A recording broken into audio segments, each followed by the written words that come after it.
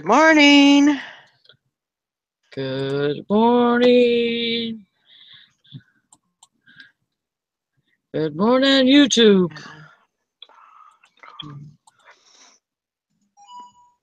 Oh my goodness, I just invited Nikki, so. Okay. So how's everyone doing today? I know it's a little early to tell, but. I'm trying to be on it. Yeah, I actually have 7 going out this today. So not too shabby. Yeah. I didn't start, it didn't even start going until like 9 o'clock at night. And then it just kept going. Kept getting my sales. Oh, really? Like I didn't get anything all day long until 9 o'clock at night. And then it just started going. I wish mine would have went going because mine didn't start. I don't know. It's crazy. It is. Crazy. But I'm glad that, it went through and everything. And I got all my shipping done. Well, most of my shipping done anyway. Until I had an e-check that went through.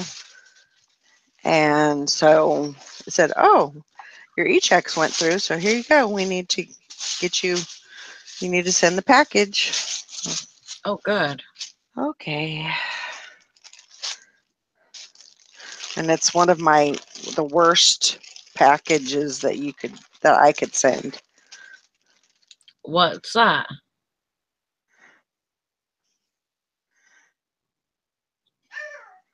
Oh, wow. Packers, Green Bay Packers. Why? You don't like it? No, I don't like Green Bay Packers. They are the Vikings' nemesis. Oh, right. They are the enemy, their arch enemy. Well. Or arch enemy, or however you say it. I don't know. I probably got corrected like a million times saying that. I talk how I want to. Right. But so I'm trying to get that done. Mario says, what? I'm a true Packer fan. Oh my gosh. She has a sister that's a Packer fan too. Yeah. I feel sorry for you. Not me. I'm not a Packer fan. It's not you. It is Amy. And I always give her hell for that. And she always gets mad at me. But they're so competitive, and I think it's funny. I know it. I'm not really like football. I just never got into like watching it. But me and my mom, like my mom was a 49ers fan. And so I told myself that I was going to stay a 49ers fan for my mom. Yep. And so that's who I root for when I'm rooting. That's good. Everybody will say, oh, it's this team and this team, and not be 49ers. And I'll be like, go 49ers.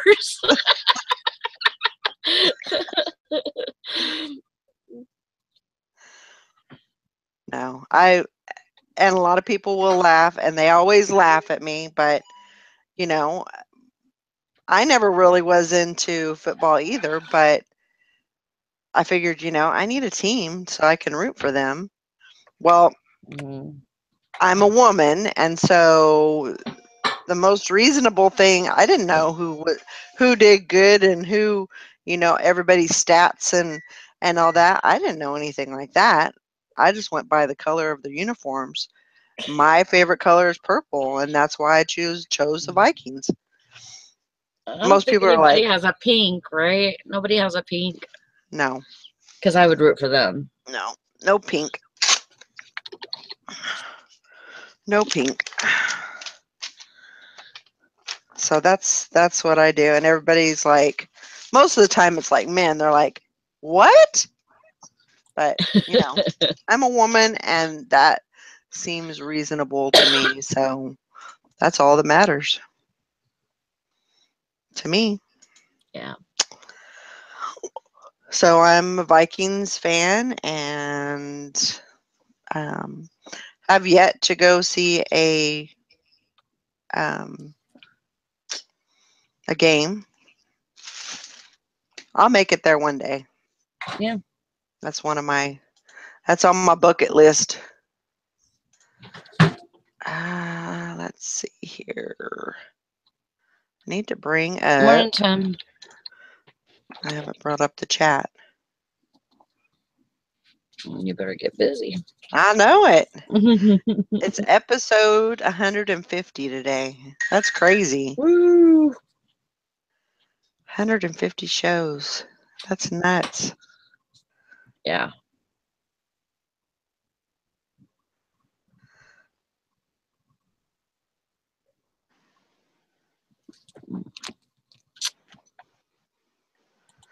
Well, today, so I kind of made a decision that I'm going to go back to the bins, and I decided that I was going to go after the show. So That's probably I'll leave here about 10:15. I should get there about 11:30 or so. Have you been selling a lot of the stuff that you got last time? Yes. Oh, that's good. Yes. I don't know if you guys were on there. I think it was during the Saturday show. I picked up this jacket. Anything that says like Pebble Beach or anything that really has to do with, golf, I usually will pick up because that stuff goes good. I didn't know how good this was. So I picked up this jacket and it was Zero something or another, the brand. And then it was Gore-Tex. And I started looking up and they go for anywhere from $150 to $200 used. So definitely got that sucker listed. So Gore-Tex is the brand. No, Gore-Tex is the Material? Yes. Okay. And the brand is Zero Revolution or something to that effect. And it was a nice jacket. It had a few little stains on it. I got those out and yeah, it was great. Awesome. Didn't have much going on. Had some like mesh on the inside, and then it had like little pockets. Zero restriction. That's right. Okay. Well, I'm gonna have to look through my shit because I pick up golf stuff all the time because they have golf courses here. Mm-hmm. People play golf up in Michigan like crazy during the summer. So, and there's tournaments around and stuff. So, what is my hair doing? And so, sorry. And so I find that kind of stuff all the time. It's mostly like Under Armour and stuff like that, but Right. And I guess that's a good thing that I kind of recognize, even if it's just because I'm not real familiar with the golf brands, but it's good to recognize, like Pebble Beach and the Masters and things like, if you see that, you recognize that, that's golf and that's PGA. probably a good thing. Yeah. So awesome. That is good. Grandma Magic Classic says I need to pay better attention. Thought my daughter was coming to pick them up today and she's coming tomorrow. Oh, Lord. Man. You won't make that mistake again.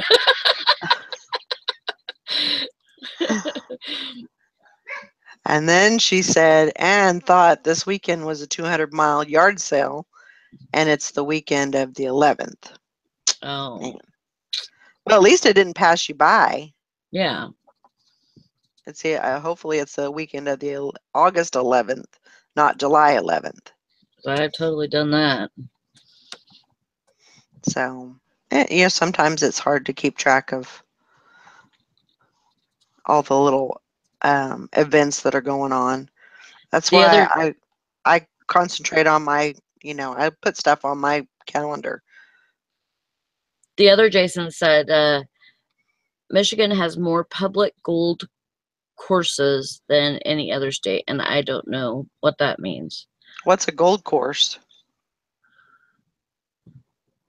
That says I'm going to Michigan. They have gold courses.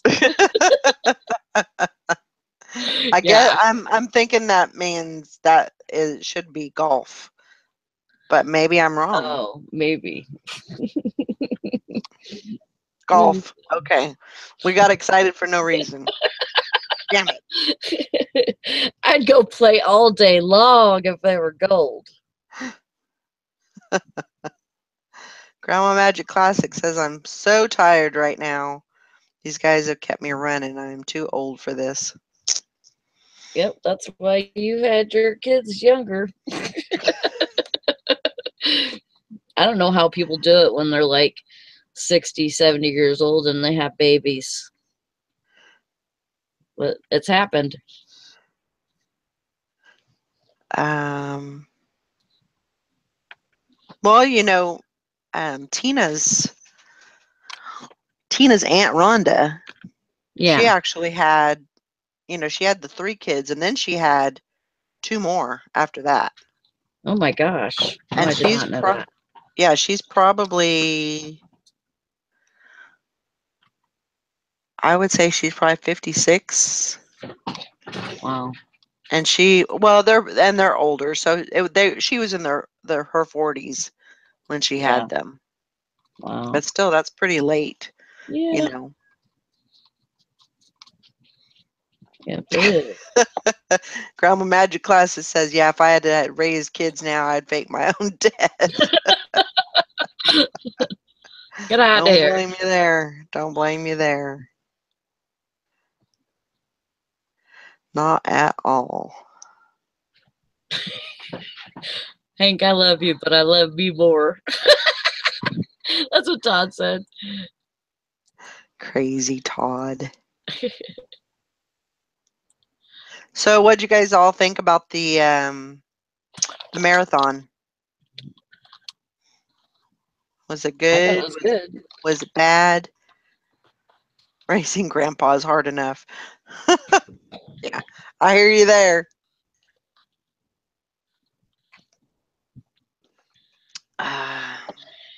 Yeah, I thought it was, I mean, as far as I know from what I seen and what I was here for, because I had a couple of things I had to do that day.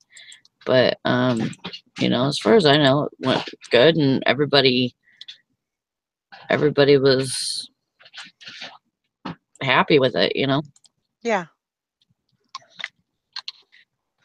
Margot said the challenge was awesome. Beth said the listing challenge was great. I was a little, and maybe it's something that I'll have to kind of perfect, but I didn't get as much listed as I wanted to. So I don't know. That's just because you were hosting a lot, I think. That's true. I do have a history of, not working, apparently, because I'm not working now. I don't work while I'm looking at the chat and I'm talking to y'all. So yeah, I tried to tell her, even this is a working hangout and know that you have to work also, and so she shouldn't be feeling guilty that she's not paying attention to y'all. And y'all know that if, you know, there's some dead air or whatever, that, you know, we're not gone. We're just, you know, either taking pictures or making a listing, or, you know, we're doing something. And, you know, turn our camera off or anything if we're right here, you know, if we're not like taking an actual break. And so I try to get it in her head, and she doesn't listen to me very much, but she still tends to feel guilty about it. So I just, you know, I don't want to just like abandon y'all. I mean, that's, you know, why we're all here, but we're also here to work. So it's a fine line. I do that all the time. Hey, Gal Cash. Just that it can be hard to hold a conversation and list. I started typing in my draft what I'm saying. No bueno. I do that all the time. I'm like, yeah, that's what I just said. Okay, delete, delete, delete.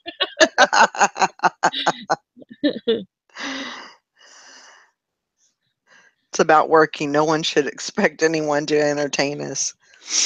Yeah, and I think, you know, when people, you know, if you want to do YouTube, I think people think that, you know, it has to either be one or the other. It has to be all YouTube or all eBay, you know, and you can't sort the two, but I think you can.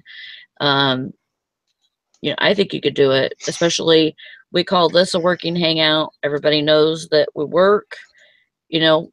Yeah, in the past, no, we haven't really, but we really need you.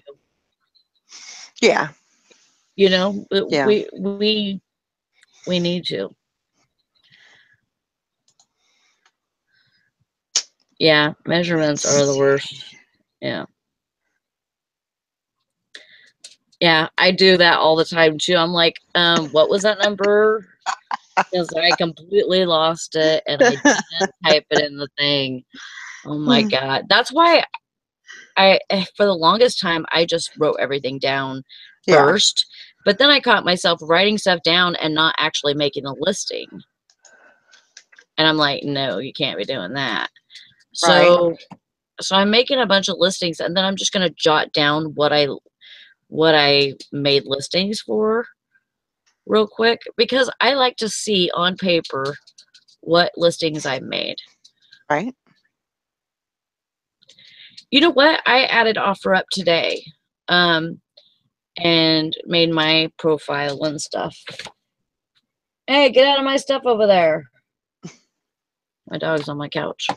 And so, yeah, I started OfferUp, made my profile. I think I might put a couple of things on there today. And also Let It Go. I think I'm gonna, or Let Go. I think I'm gonna start one of those too. Because probably not everybody goes on Facebook Marketplace to look for stuff, you know? Right. So I know that it's popular where I live and that a lot of people do look for it. We sold 2 things on the yard sale site yesterday. That's awesome. So have you watched the serial killers, Sally? yes. The resell killers. I like them. I was watching them this morning, actually. Yeah. They do. I think they do more OfferUp. They do a lot than anything. Yeah. And Craigslist. I think they do some Craigslist too. Yeah. And they do eBay also. But I think they do more OfferUp and swap meets. They buy pallets of store returns. And last time they bought 17 pallets and put them in a storage building. And they had to break apart 5 of those pallets just to get them in the storage unit. And they had 2 vehicles that was full too. So they you know, they had to break them apart and everything just to get them. But they go to swap meets like all the time. So that would be a really good thing to do if you know, have swap meets next to you or whatever, that you don't have to go far away. Right. Be a really cool idea. Yeah, I mean, you know, we don't really have any swap meets here. I mean, well, we do, but they only have them twice a year.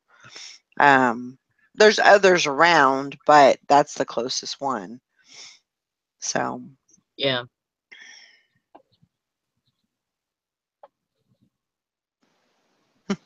Yeah. Silver Stacker says, I have a F-250.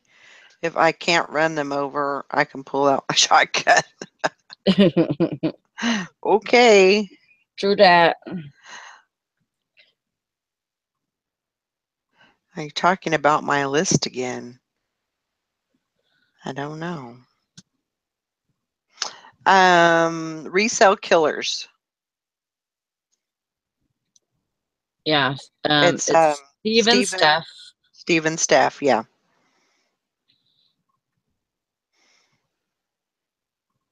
Yeah, I mean, I like them. They're, you know, they're funny and I'm so jealous because that's a really good name. Yeah, it Resell really killer. is. Mm-hmm. I was actually thinking about that because when I was doing coupons, my kids called me the coupon killer. And so that would have been really cool if I could have thought about something like that. And I think I did. I think I thought something along those sorts, but I decided against it. But I think it's a really cool name. Yep.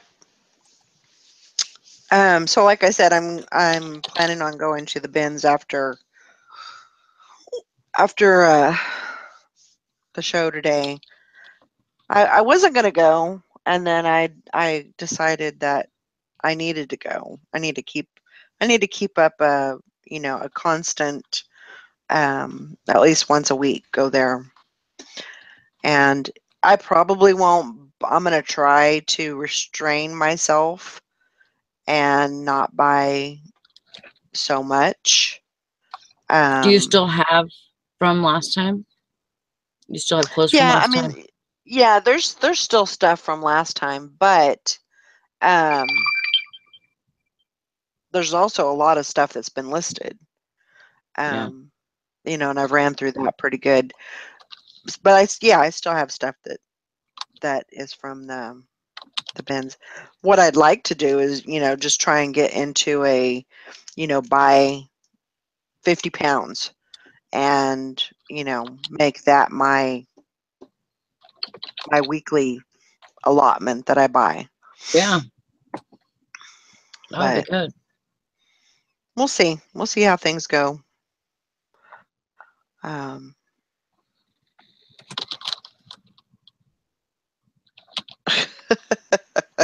Silver Stacker says I restrained myself one time. Wasn't as much fun as I thought it would be. Oh, I can imagine not. I can imagine not. Grandma Magic Classic said, gonna try to do some photos today. So if she ever comes and gets these babies, I can get busy listing. You know, it's really difficult to work around kids. It's, you know, I mean, it's almost undoable just because you know, you're busy with them, and, you know, even if they're somewhat self-sufficient, you know, they're still wanting to know what you're doing and, you know, all that kind of stuff. So, Yeah.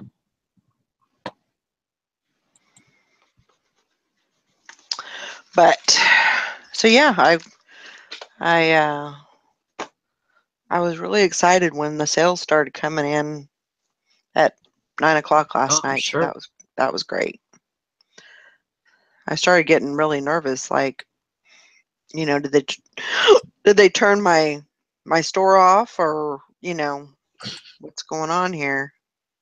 Kind of gets you a little worried, you know. Yeah, I don't know. I think it's just because I need to list more or something. I think whenever I don't get sales, I need to list some more. And because that one day I had 4 sales and then nothing, and then Right. one sale and then nothing.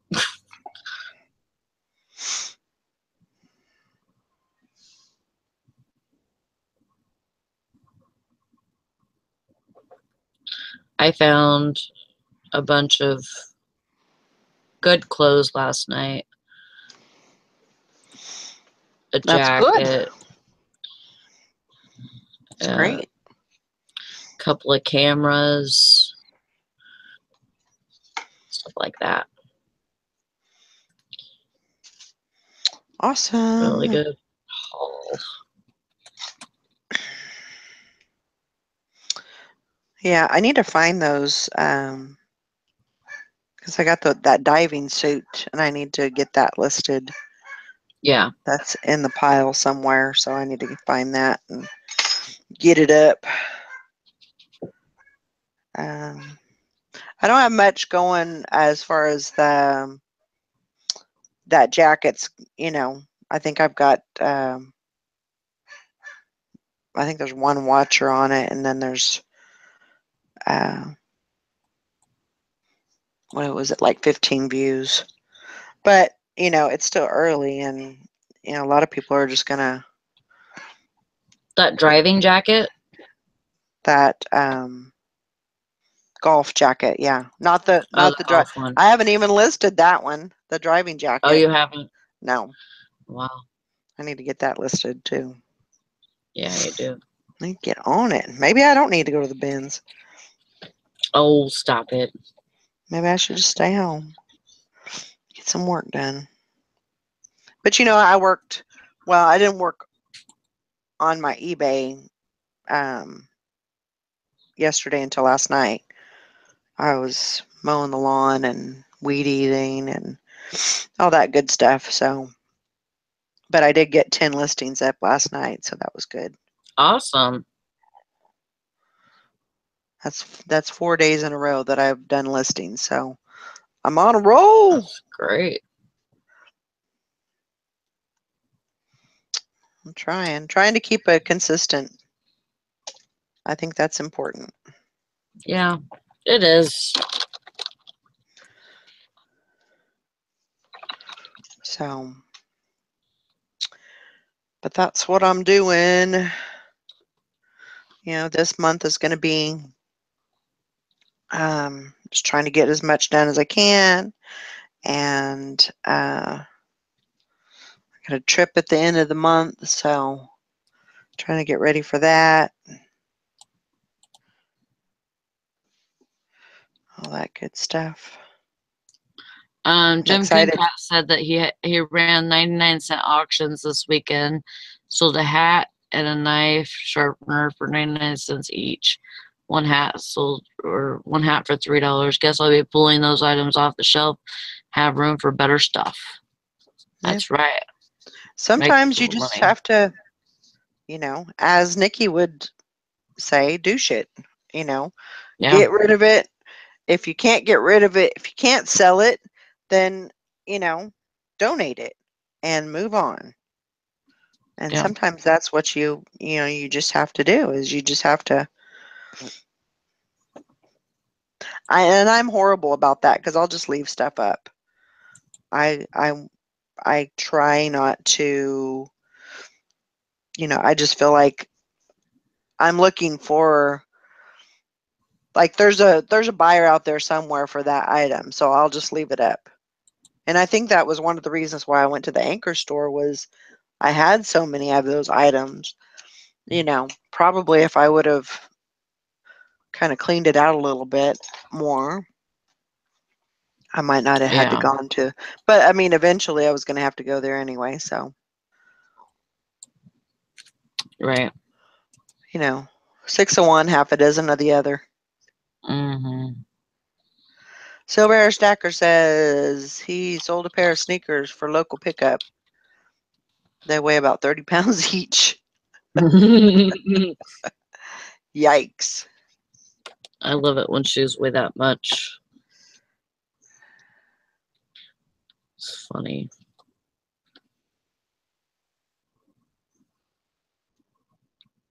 Yeah, Hank Allen, she's on a deadline.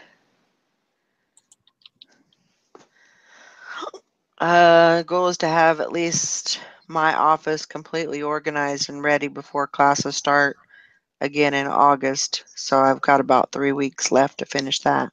What are you going to school for? I'm nosy, so if you don't want to tell me, that's fine, but inquiring minds want to know. This is true. I always like to know what people are going to school for. I mean, that's just interesting to me. That's what I heard too, was sneakers. That's what I said. I love it when shoes weigh that much. I thought he was being sarcastic. Oh, yeah, speakers I can understand. Yeah, totally.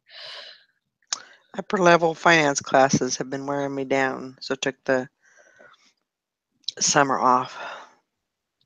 So are you going for like accounting or financial analyst or something like that, which I think is great. I think,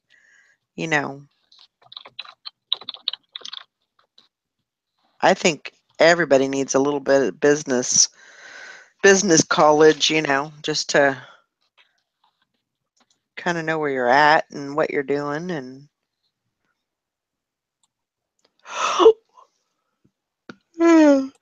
sorry. Ugh. Don't get me started. Ugh. Oh.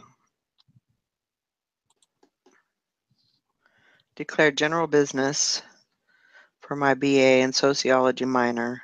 I was going to be a CPA, but not sure if I want to. Yeah, I mean, that's the thing, is you can always change, right? I mean, you can always adjust that. See what else is out there. I agree. I mean, I don't think anybody should put,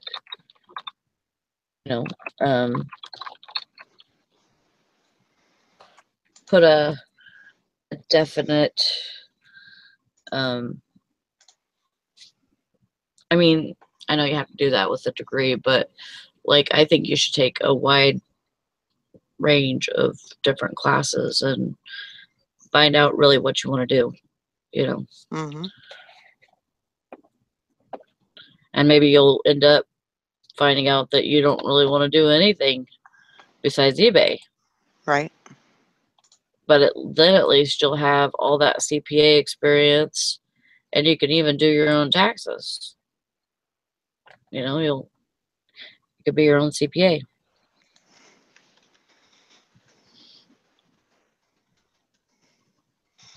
Sorry about your dad, Hank.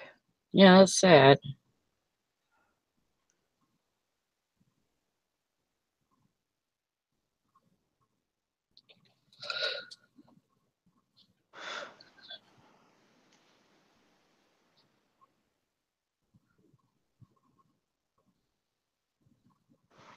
Well, anybody that can do that. I mean, I always told my daughter, and they said, well, we can't go to school if we're working. Well, why can't you? You don't have kids. They were married, but, they didn't have any kids at that time. I'm like, why can't you? Right now is the best time to do it. I know it's difficult and it's hard, and it's not, it's not the best for your, social life and everything, but like I always told them, when you want it, you'll do it. When it's your time, you'll do it. God, I remember.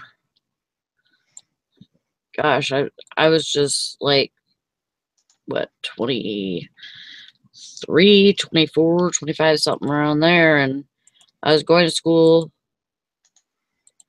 and working 2 jobs all at the same time. And I don't think I could do it now. No, If I you can really, do it. really, really wanted to, but Yeah, I mean, you can do a lot of stuff and live on a lot less sleep yeah. when you're younger. That's when, that's because by the time you're 40, you're like so exhausted, you feel like 80. Mm-hmm. Yep. But I didn't go to school until I was 30, 28, 28, 29. And I didn't think I was going to make it. And I had 2 jobs and went to school full time and all that. So I understand completely. If you want it bad enough, you'll do it. Yeah.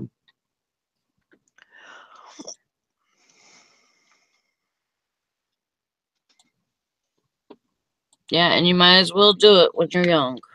It's true. Before you have all the babies and get married. And of course, Hank, I think you're married, aren't you? Not that it matters, but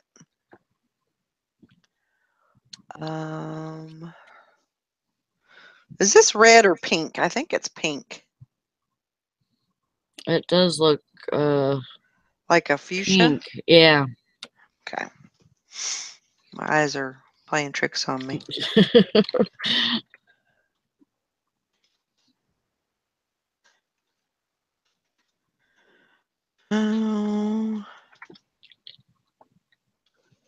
I was going to try and get some listings up before I head out today, so.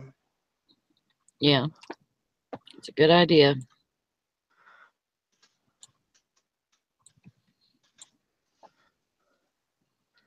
I'm going to have to take a whole bunch of pictures.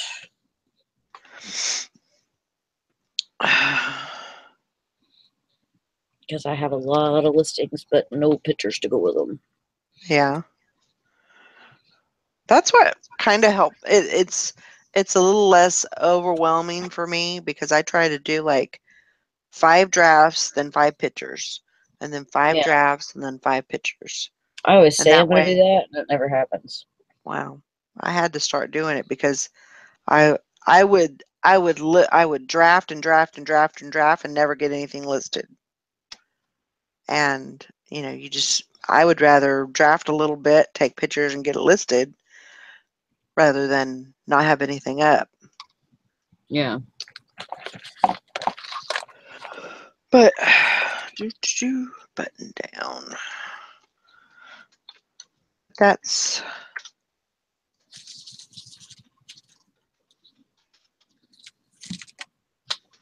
what's going on.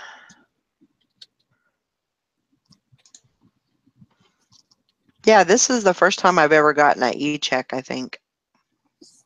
That's crazy. I get those suckers all the time. Huh.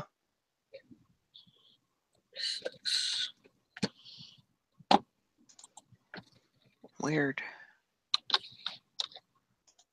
Because I was like, why hasn't this lady paid? I mean, she bought this, and then I was like, why hasn't it gone into unpaid yet? Mm-hmm.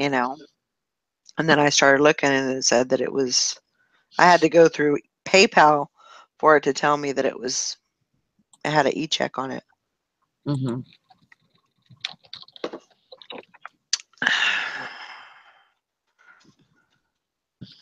So do you all think that you'd want to do another 12-hour challenge again? Or do you think we should try a 24-hour?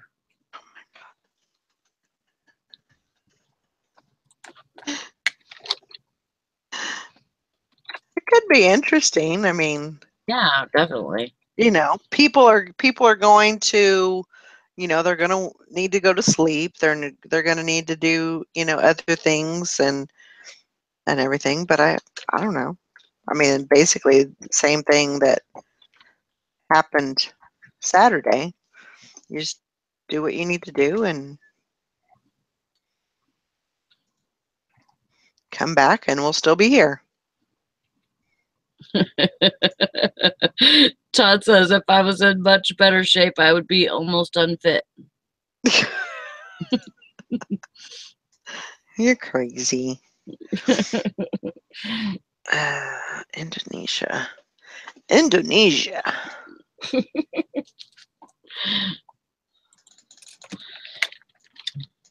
Is that like, oh, my Lanta? Oh, Indonesia. Oh.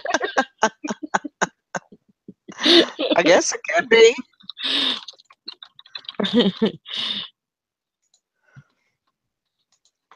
I need to run this package outside in a minute. I need to get mine ready. Rayon. I haven't even touched it yet. Woo! Sally. I know. And my shipping manager isn't home today, so up to me. I think I'd fire him. But I know that he helps you when he's home. So. Yeah, he does. I guess that makes up for it. Not really, but. Sounded good. I know. You almost had me there. Uh-huh. Let's see. 17. Oh, man. I woke up at...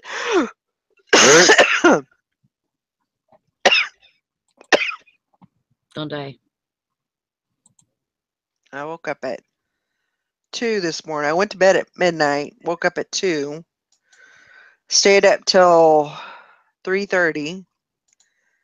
And then went back to sleep till 5. So. Dang. I need some caffeine or something. I guess.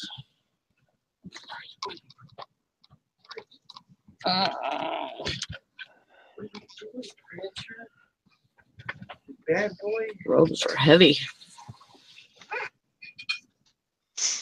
And that mint green one I put up right there is Gilligan and O'Malley.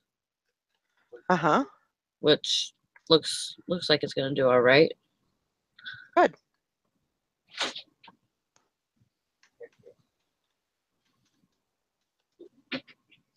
Yeah, this camera that I found, it's really weird. It's in, first of all, it's in this case, which it's bought in this case. That's the case it comes in. So it's called Super Sampler. Never heard of that before. And so it's a 35 millimeter, and it's meant to shoot like that or like that. And it has this little cord on it, and so you pull the cord after you take a picture, and it winds the film, and it has a green thing right here, so I know that it's, you know, ready to take another picture. And so take a picture, and then it's red, and then you pull the string again, and no batteries. Cool. And it has 4 lenses. 4? Yes. Wow. So it's very panoramic, and also yeah, it's a lomography camera. And it also takes the quick speed shots, which is like 4 snaps within 2 seconds or something. So I thought it was pretty cool. Listed it for $58. Nice. Yeah.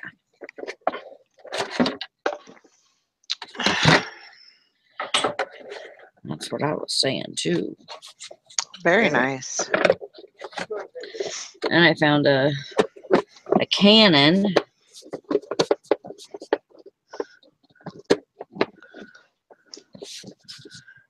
Canon PowerShot A620. What's a lomography? Lomography, isn't that where you have the more than one lens? I believe. Sally, I'll be right back. Okay. Okay. Yeah, I believe that's what lomography is where you have more than one lens. You shoot a picture of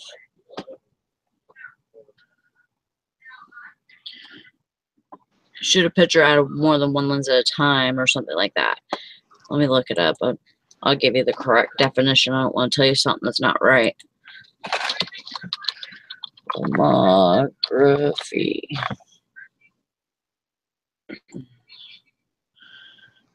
Hi, Nikki. Lomography is a style of pop photography based around the quirky cameras by the Austrian camera manufacturer known as Lomo. There are several camera types that fall under the lomography genre. Among some of the more popular are the Diana and Holga. So it's basically a lomography is basically that style of camera, that style of picture. So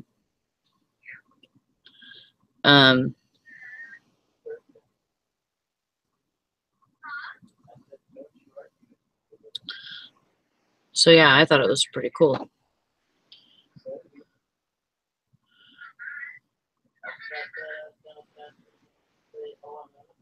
Yeah, and it's pop art, so it's like there's a lot of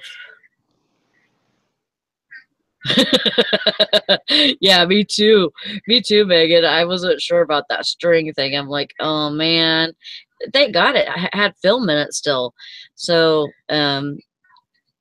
I pull the string, I take picture, pull the string, and make sure it actually is tested.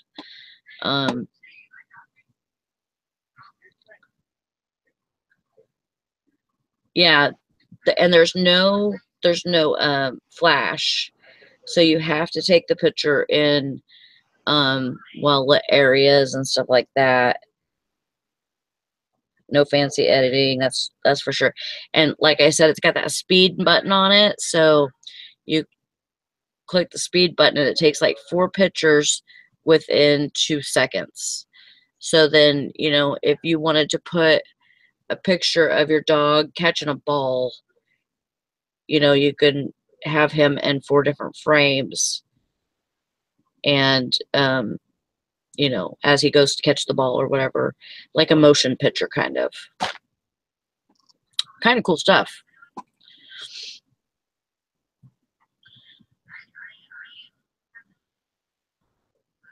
And I found this PowerShot, which is a Canon, and it opens up like that. I think I'm listing this for what I say.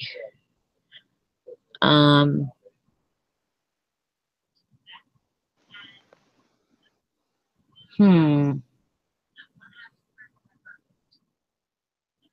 must have not saved it.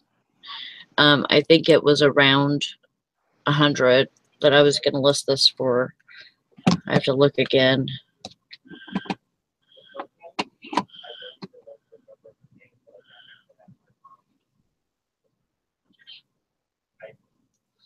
Wow.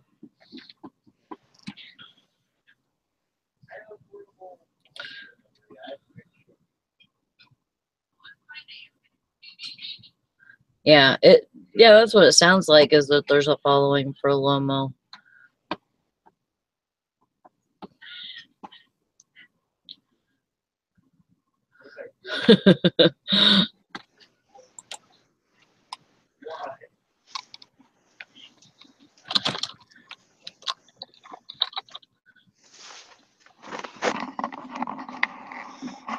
Welcome back, Kata.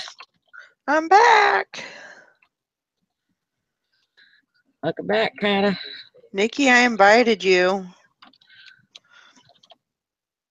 I don't know if you didn't get my invite. Let me do it again.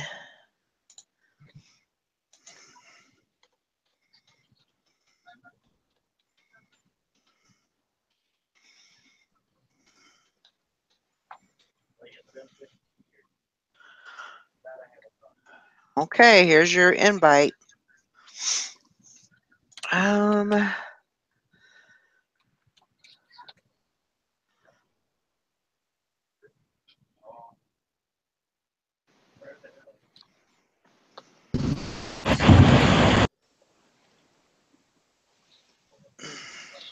Wow. 4X.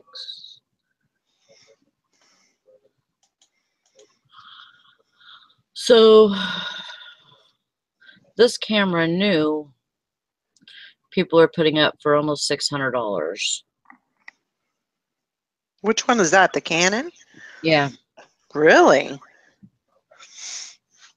That's cool. Yeah, but the from what I see, it looks like the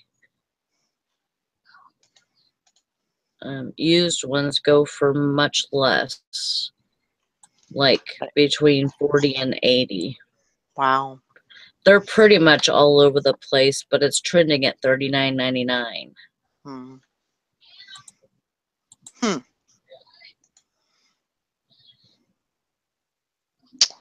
I see. Yeah. So do you think you'll list it for about right that, or yeah, Yeah, for probably right about there? Yeah. Probably close to that.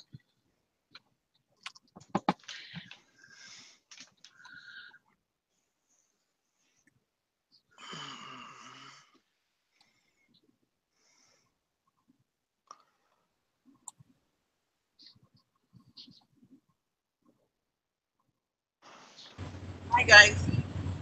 Morning. Howdy. Sorry I didn't answer earlier. I got a call from my brother-in-law. I just made my rice and I sat down waiting for your call. And he calls me and says, he said, "Well, I got a call from work. I got to be there in less than an hour. So gotta go. Let's go. I'll be there in a few minutes." I'm like, really? My God. It's like, who are you telling me I need to get going with my own car?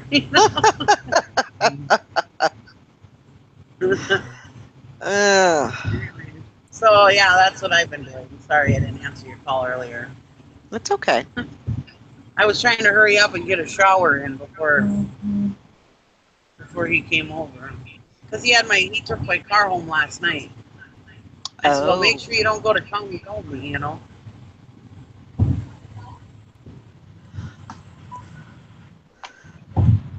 So Yeah, that makes it kind that's of what I've hard been doing.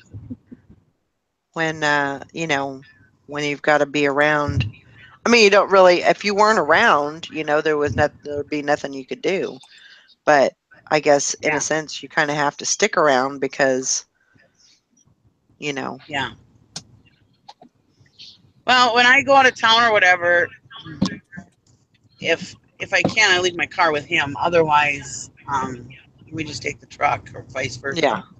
Right. But if nothing else, he just has to call somebody else.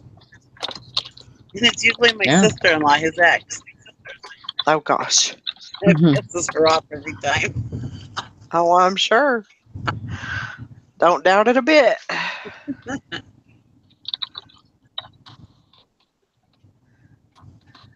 don't doubt it.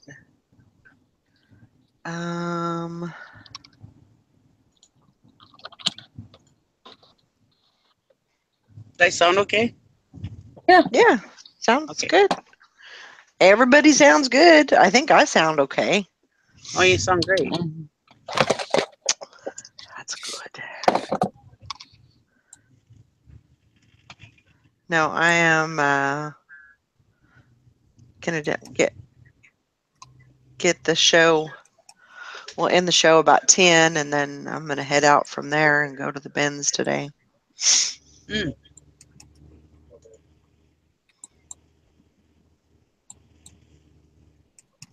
That'll be fun. Do you look at hard goods at the bins too? How's the hard goods there? Yeah, yeah. Like I was thinking, I had watched the resell killers the other or last night, and I was, just thinking about, that some of the things that they get in their pallets, and I was like, well, like, they got a Roomba, and it'd be kind of cool if I could find something like that, or some kind of like, house appliance or something. But if you go on the weekends, it's just so busy. I'm really hopeful that today will be a little more calm, because everybody will be back, be back to work. Yeah. So that's what I'm hoping for. Also, it's the last day of the month, so there's a lot of people that aren't going to have a lot of money. So that can go in my my direction too. So yeah. I look at a little bit of everything. I'm glad you watched Steve and Steph. I love them. I think they're fun. I think they're really, I mean, it really, if somebody didn't have a way to get merchandise, like Tiffany was talking about, she really doesn't have thrift store. I mean, she has a few thrift stores, but she really doesn't have like the bins or the, big name brand thrift stores, which is probably a good thing in her, but I mean, that would be one way that you could get merchandise, ordering the pallets and just going through those, and selling them online. You could definitely do that. Well, my husband wanted to do that a while back, and which I was worried about selling that stuff on eBay because it's returns and stuff, But like I said before, like I bought that big that big box of stuff, brand new stuff. I made a lot of money off that stuff, and I only paid $13 for the box. Right. Yeah. There was a lot of shit there was a lot of stuff that I couldn't sell on eBay because it wasn't good, but there was more stuff than bad. There was more good stuff than bad. And I made good money off that box. And I still have tons of it left over I haven't even listed. Mm-hmm. But that would be a good way to, and you could do that on like very other platforms too. I cannot talk today for some reason. You could do that on different different platforms, such as OfferUp like they do, and Craigslist and stuff like that. Yeah. I was gonna put on their comment on their one of their last video was, I was gonna ask them if they had any problem with people using counterfeit money, if they've ever run across that. That would be the thing that I would be scared of. Because it happened to my daughter. I mean, the guy gave her $100 bill, a counterfeit $100 bill, and then took off. And so she lost $100, and she lost the printer too. So she was basically screwed. Yeah. That happened here last summer. there was a rummage sale. This family was having a rummage sale. The mother had gone into a home because she had Alzheimer's really bad. Mm-hmm. And they were selling off everything to try to raise money to pay for her care. And some guy came and bought a whole bunch of stuff from them, gave them counterfeit 20s, and he was gone. You know. Yeah. The cops had an idea of who it was because there was a counterfeit ring in Duluth that they knew about. But still, unless the guy pays, you're never going to get that money back. No. I mean, they told, and she was in Sacramento, so they totally gave her the runaround. She went to because she called me upset, and she's like, "What do I do?" And I said, "Go to the police station. Go to the nearest police station." And so she went there, and then they were telling her, "Well, you need to call Secret Service because there's the ones that handle counterfeit money." Yeah. And then they wanted her to send the money to the counterfeit bill. They wanted her to send that money to them. Just there's really no recourse. Yeah. There's really not much you can do. So I don't know. I would probably be a little bit leery about doing direct selling like that. That's just me, though. Yeah, and I imagine them being over there in LA that might be a problem. Yeah.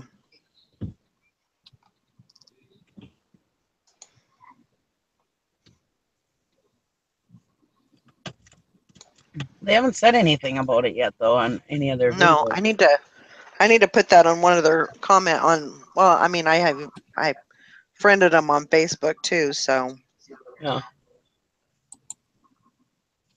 I need to message them and ask them if they have that.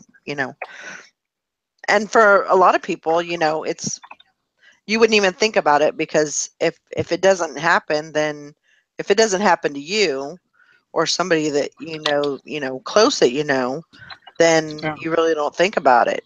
But then when it happens, it's like, oh shit, this is a reality, So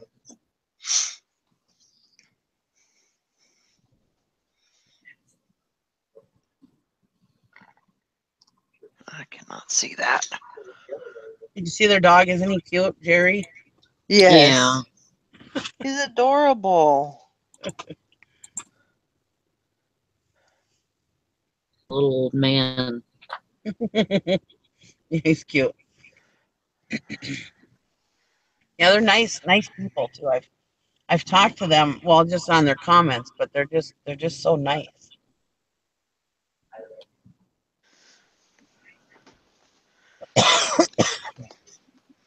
Or they seem very nice. Yeah, but they're killers, so how nice can they really be? Well, that was in their last video, or one of their last videos, when they went to the flea market and they were talking. He was talking about selling drugs. I'm like, oh my god.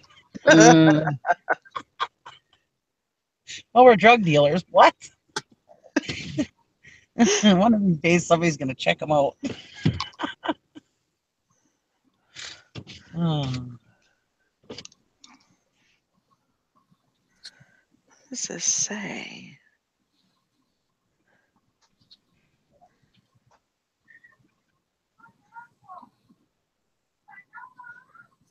That makes absolutely no sense. What's that? I don't know. It's this brand, and it's kind of like all. It's not real clear. Like some of the letters have been washed off or something. But I'm trying to make sense of the brand. Right. And it's not working out. Of course, I can't see for nothing anyway, even with my glasses on. Jeez.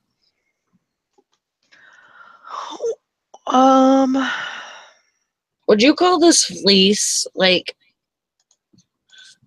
It's just like cotton polyester. No, I call that sweatshirt material. On the inside or the Cool. outside? Well, kind of, but this is like really soft and fuzzy. Yeah. And this is fleece. Right. But the outside is just like it's just like sweatshirt material. Yeah. Okay.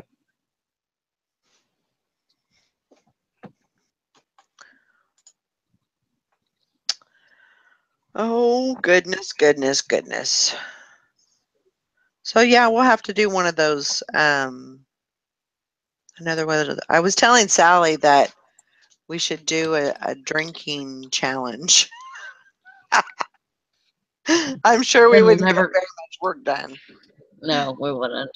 But this okay. So possibly we could do. So say we could do a 12-hour, and then say the last 2 hours is happy hour. So basically, you get a reward for all of your work at the end of the challenge. Yeah, I could do that. That sounds kind of cool. And then if you're, talented, then you can list after or while you're drinking. That could be interesting. No drinking and listing. Friends don't let friends list drunk.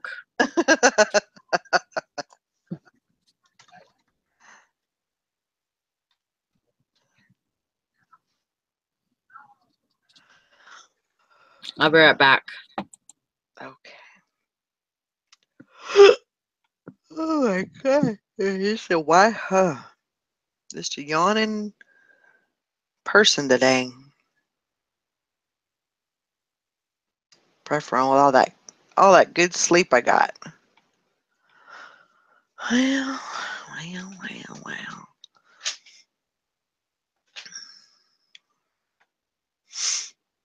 But yeah, I think the challenge went really well. And then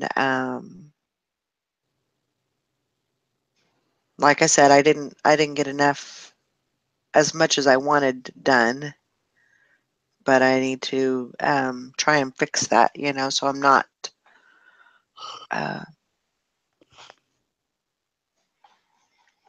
talking all the time. I'm working. Yeah. So I think people enjoyed it too, that they could come and go and come in and chit chat with us. And yeah, I mean, we definitely realize that people are going to be, they're going to be busy and they're going to have things to do, and that's cool. I have to leave you alone for a minute. I'm like dying of thirst. I got to go in and get something to drink. I'll be right back. Okay. Sorry. No worries. That was fine. I'm ready to spit cotton. Well, we don't want you to be doing that. No. Well, cotton's worth a lot of money. I wish I could. I'll be right back. Okay. Oh. Them eBay listings are going to look all manner of beer goggled. Yep. Yeah. That's what, that's where, maybe working for 8 hours and then you can come back or 10 hours or whatever. And, the last 2 hours we can do a drinking game or something, which would be fun. Just something a little different.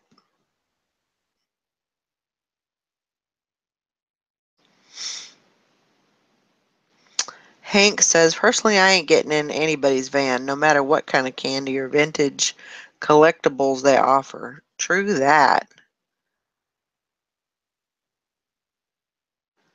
That is, yeah. Ain't nobody got time for that, right?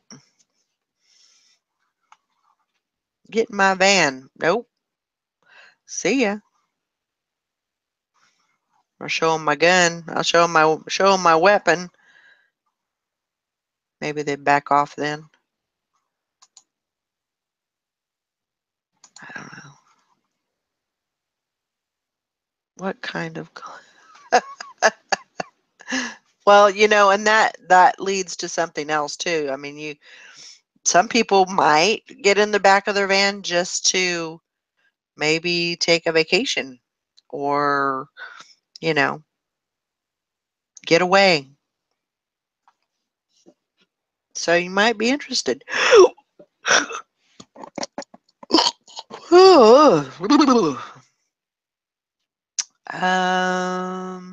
Hank Allen Cash. I don't drink, but every time the drink word comes up, hopefully the word is wiener, I'll jump on the treadmill and run. Y'all can get a little tipsy and I'll run real fast. That's a good idea. I don't drink much either myself, but I'd have to go get my special wine. I told Sally I'd do like tequila, and she's like, no, I don't think that's a good idea.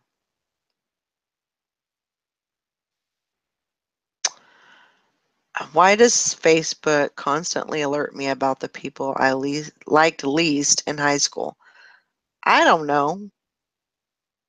I don't know why it does that.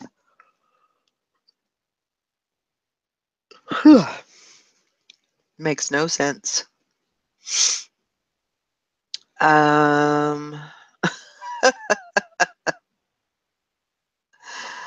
Grandma Magic Classic says, I don't drink, but I only run if I'm being chased, so I will have to drink. No, I mean, and that's the thing too, is it doesn't have to be. We can make it, for people that are drinking or not drinking. Just do something fun, and, if the special word comes up and you have to take a drink, it doesn't mean it has to be alcoholic drink. It could be something else. Oh, I apologize. Why am I yawning so much? Ugh.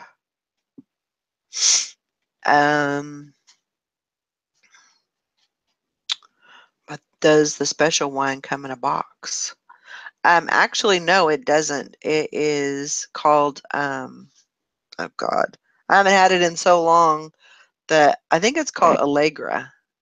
No, Electra. Electra. Um,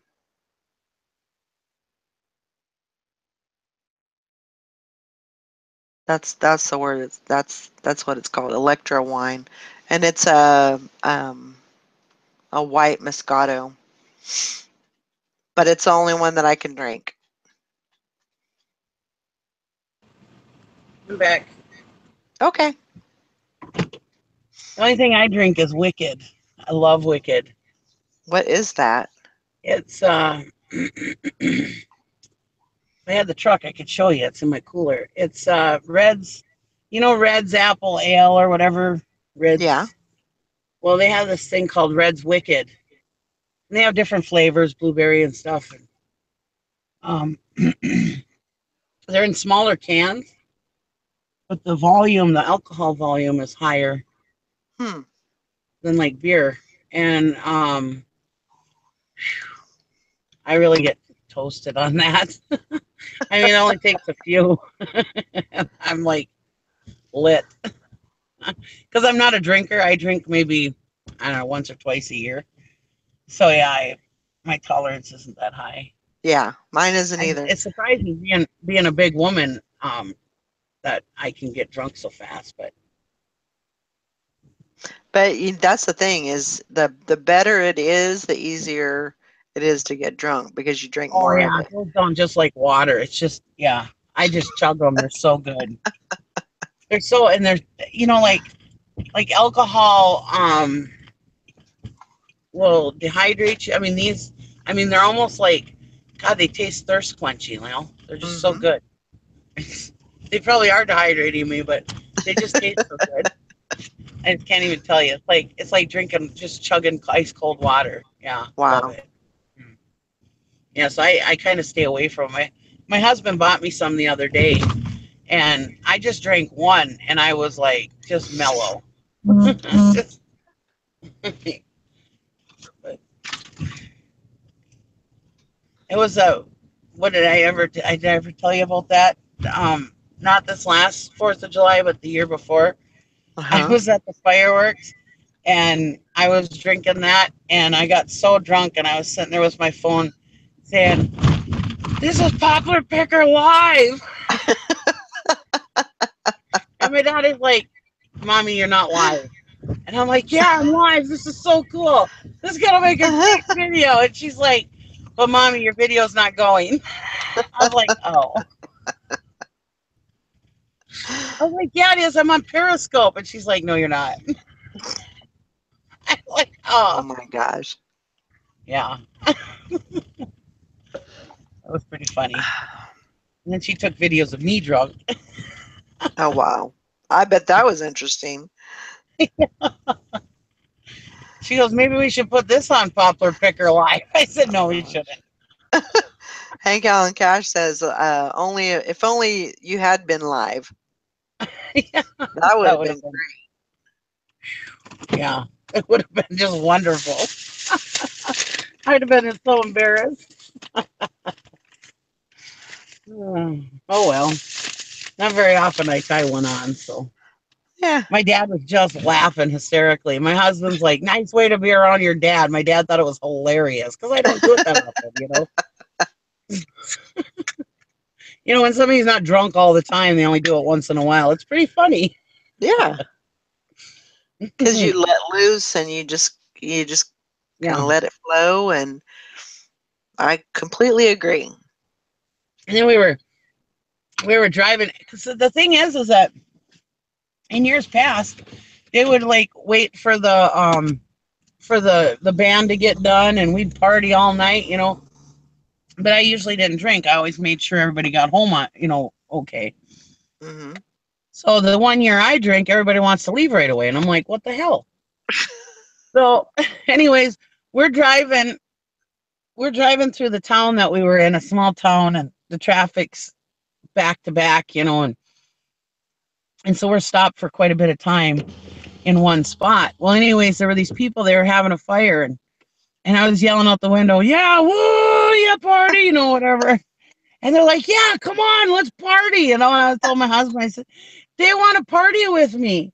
And he's like, "No." And I'm like, "Yeah, they told me to come back there to party." He's like, "No, you're not going to party with them." I was like, "But they want to party and I want to party." Oh my It's like, gosh. oh my God. Yeah, it was pretty funny. I was like, and then I called my sister-in-law and I'm like, "Gary won't let me go back and party with these people, but they want me to go party with them." You tell him to let me party. Oh, it was funny. I don't remember any of that, of course, but this is what he told me.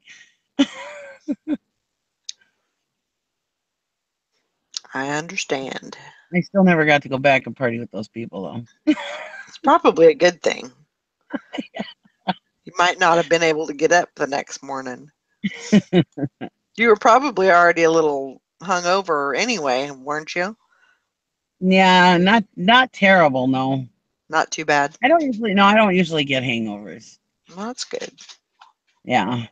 But see, that was the first time I had drank in like 10 years. Wow. Or 8 years, because like 8 years before that, I got totally, we had a yearly campsite, and I got totally shit-faced. And I mean, it was my birthday the next day. It was my anniversary when we were going out, and the next morning was my birthday. And I was puking my guts out, just miserable. And I never ever get sick when I get drunk. Right. That time I got seriously ill because I was drinking absolutely everything anybody handed to me, Yeah. including Jello shots, Bloody Marys, vodka cranberry, Woo, beer. I mean, you name it, I drank it that night. that's awful. And I can just imagine. I woke up just sick the next morning. And then I went back to bed. That was about 7 o'clock in the morning. And I'm just puking my guts out. Everybody's offering me Pepto-Bismol. I'm like, no, I want this shit out of me. Well, then I went back to bed till about noon, and then I was fine the rest of the day. But, oh, that was a horrible morning. And I hadn't drank ever since. Every time I tried to drink, it would just turn my stomach. Yeah. It'd make me think of that, you know? So, yeah, that was the first time in like 8 or 10 years that I had drank. And, yeah, well, I tied one on, boy. It's a good cure, actually. Getting sick? Yeah, getting sick, Yeah. and you know, it makes you not want to do it anymore because you don't like to get sick. Yeah. Yeah, no, every time my husband wants me to drink, I'm just like, I don't know. But you know, I have fun whether I drink or not. I am just as happy just being the DD, and I like to make sure everybody gets home safe, and you know, like to mess with all the drunks. Yeah. That's the fun part too. That's funny, Nikki. You said you don't get hungover. I don't either. But if I get drunk, I'll go to bed well, I don't do it anymore, but I go to bed at like 3 in the morning and I'd wake up at 6. Me too. Where to go? I wouldn't be like hungover or nothing. Yeah, me too. I used to be like that too. Yeah. Yeah, I'd be up at early in the morning, raring to go. Yeah. I'll charge it up, ready to go. Now, Jim, I mean, he looks like somebody just drug him out of a grave or something. I mean, he looks like.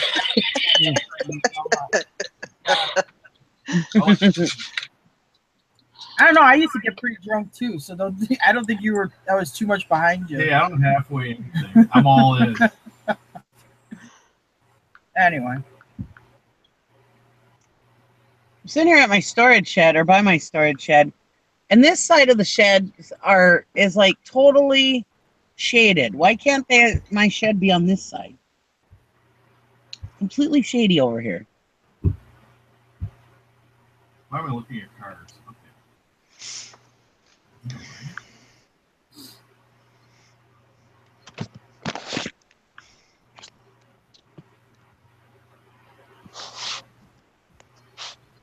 Yeah, so if we had a show, I don't know how much drinking I'd do, but we see. You just have to just do it, Nikki. But I think it's been done already. Yeah. Well, that's what I was telling him, Sally, that we could do an 8-hour show or 8 or 10-hour show and work, and then the last 2 hours then we could drink. So that way at least we're doing our work, you know, because if you're drinking and working, that doesn't usually work out very well. You don't get much done. So at least you would have something to kind of look forward to. I mean, you could drink if you want, but well, you could drink for the first 10 hours and then stop drinking and list for the last 2 hours. Oh my God. Yeah. And then everybody can lose their whole business. Probably about the same results there. People would be listing their kids, their pets. Yeah. And can you imagine what would be getting said on the chat and live, because you lose that check valve filter from your brain to your mouth? Oh Wow.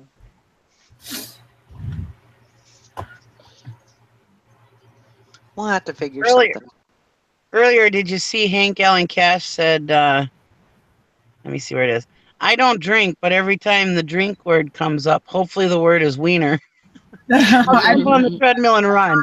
Y'all can get a little tipsy and I'll run real fast. You're like Mr. Sadie. I used to get drunk 3 times in the same day. Well, the best thing for a hangover is just to start drinking right away. Oh my God. It's the same thing. You never stop being drunk. Just because you just really hit it hard 3 times, you are still drunk the whole day. I have definitely gone to work drunk the next morning. Oh God. Then the hangover hits you about noon. We go out. This is our first date. We go out. We went out for a nice meal. For whatever reason, which was dumb, we went to the bar afterwards. Where the owner starts giving Jim free shots. He's up there. I mean, he's just plastered. So I drive him home, blah, blah, blah. He's like, I had a real nice time. He gave me a handshake and went in the house. I think it was our first date. Yeah, it was our first date. I'm like, oh, wow, well, that was weird, you know. So anyway, I go home. The next morning, I have to go to town. I'm like, oh, my God, look at this old guy riding this bike. This is so pathetic. Whoa, hold on. Look it. Wait. Oh, damn. I wanted you to see the deer just ran in front of me. Sorry. Uh-oh. That's okay. Oh, I was too slow. Go ahead. Sorry, Tara. Well, anyway, so I see this old guy riding this bike. I'm like, oh, God, this guy's pathetic. Look, he's like 40 and riding a bike. It's him. I pull over. I'm like, oh, what'd they do? Take your license away? He doesn't say anything. Now, I didn't offer him a ride. He takes his bike, throws it in the back of my pickup truck, and gets in. I'm like, well, where are you going? You gave me to work. But I had no vehicle to go to work. Oh, I thought you had a vehicle. No, you left. Remember, I left the Jeep here. Oh, the battery was dead on the Jeep. You must have came to here, and it didn't start or something. Yeah. So now I'm pedaling to work, and you're already gone. Like this, you are helping me. Yeah. And then so I drop him off at his office. He goes, yeah, you should really set your sights higher. I don't know why you'd want to really date me. I'm like, well, that's a really odd thing to say.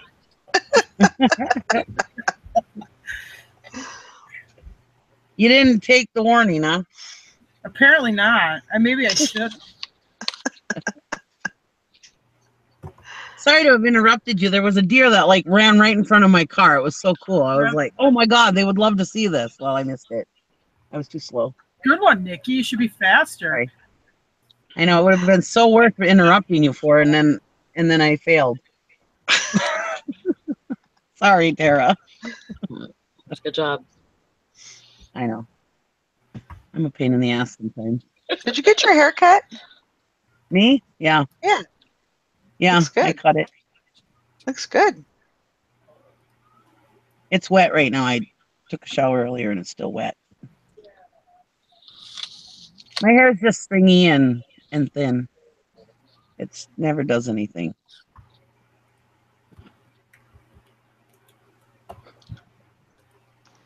I have baby fine hair. And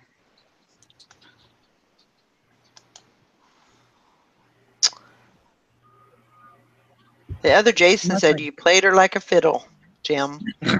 Yeah, he played man. Well, I was just thinking the funny thing is back then, you know, when I worked at the office, you know, and I have to be there at a certain time or whatever, you know, and this was after I got divorced. But I mean, I'd go out and I lived at that bar, you know, I go out there and just tear it up. But, you know, now that I work a job that actually, I mean, I guess I could just lay in bed and say, well, the hell with my deep decorating or whatever. You know, I can't get up right now. I'm gonna have to pack later. I never do. I mean, it's rare for me to drink more than 3-4 beers. And for me, 3 or 4 beers is like really tying one on. I haven't in years. I mean, really piled up. So I'd rather go to an auction. I mean, I have no incentive. I have no feeling like, oh, wow, I really want to go tie one on. I just have no urge to do it. I would honestly, I'd rather go to an auction and buy stuff, sell it. Yeah. I don't get drunk anymore. I maybe drink something till I get what I call like the warm, relaxed feeling, but I don't get like drunk. And I have no desire to go beyond that, actually. Yeah. I mean, where I used to like, oh, yeah, party. Woo! I can't even remember. I haven't had a hangover in so long. I don't remember what they're like, thank goodness. Yeah, I used to pound those Captain and Cokes, and I haven't even had a Captain and Coke in forever. I used to be that way with vodka cranberry. Oh, yeah. My actual, I love the taste of tequila. I always have. Oh, yeah. I agree with that. And I used to just drink that shit like you wouldn't believe. Oh man. I'm a tequila drinker, too. Back in the day, oh man, that's all I would drink. I loved it. It just tasted so good. And I still can taste it. I mean, I still can I could just drink it. It's just so good. But yeah, I'm scared to drink it. Because I don't know what it'll do to me now. Right. Yeah.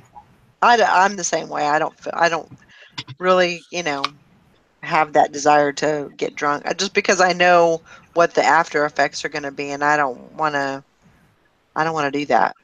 So I just avoid it. So maybe a drinking challenge wouldn't be the best thing. We're all a bunch of old hags that don't know how to drink anymore. See a whole nother side of you. Man, that ain't no lie. I don't know if you guys can handle drunk Nikki. Oh, come on.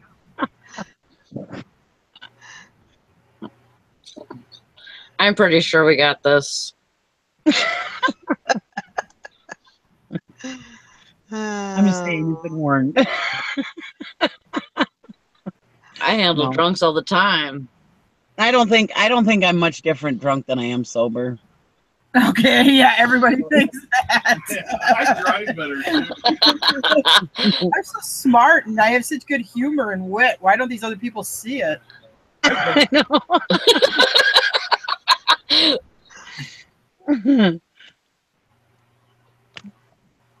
Beth said there's a police department in Texas that told her I should not drink tequila ever again.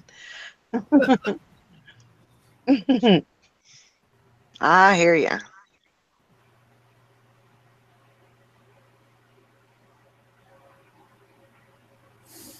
The 3-car man.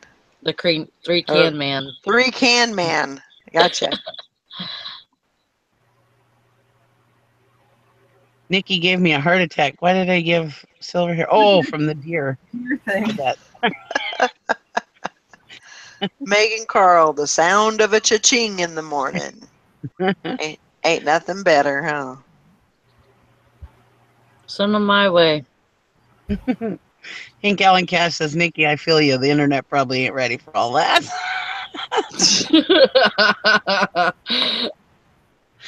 Yeah.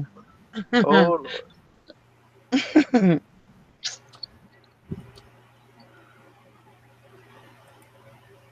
Well, I'm glad that you can't read either. It makes me feel a little bit better. Hank Allen Cash. All right.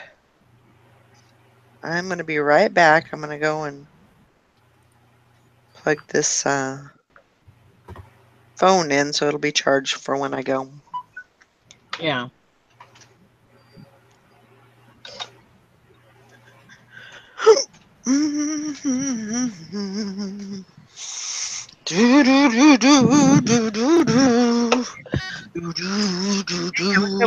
That deer, I was so excited about it.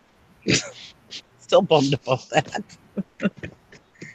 That's so cool. Back, little deer.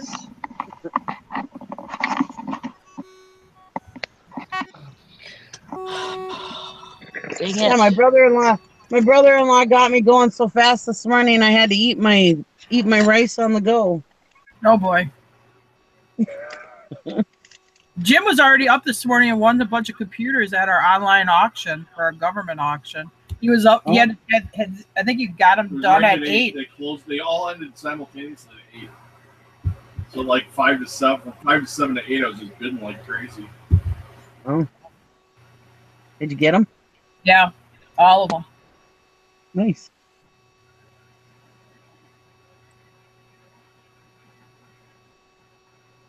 Luckily, I was drunk, so I had better agility. If I was sober, I could have never done it.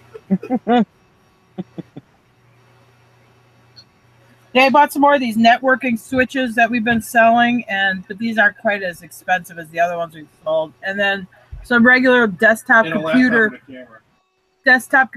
you know, just a tower. And another, I think it's an Apple. Is it an Apple? No, it's an IBM ThinkPad. Oh. I can use it on my desk if I want to get in the hangout. He got another laptop. I mean, and it's got the camera and everything set up on it. He paid like $26 for it.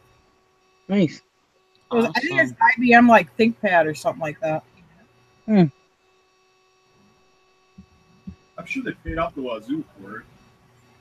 It's the government. I'm sure in its day. Yeah. Well, they're not even that old. They're like 2 years old. 2014. That'd be 3 years old. 3 years old. Hey, if you think eBay's good, try having a system where you got people like paying their property taxes, and you're taking that money in. Oh man, you could buy new computer stuff all the time. If you can get somewhere you can collect taxes, it's a good racket. Yeah.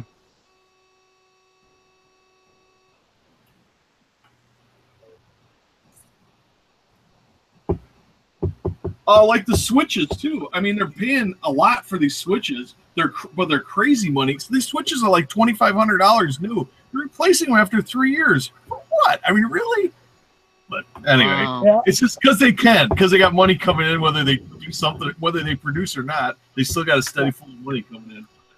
No, I don't think we're gonna part these out. I think we're gonna, with the other JSAS, you're gonna part them out. No, I sell the switches we sell whole. Yeah. We had some. What were those big things we parted out? Servers I part out because they're just too heavy to ship.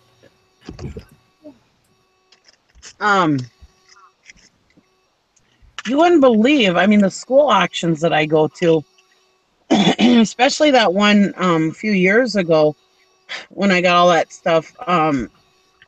I couldn't believe the high tech stuff and the high dollar stuff that these schools buy, and then they just set it aside and have auctions, and we go there and buy the shit for $1. Yeah, it's crazy. And the schools are all complaining that they ain't got money. Well, that's why.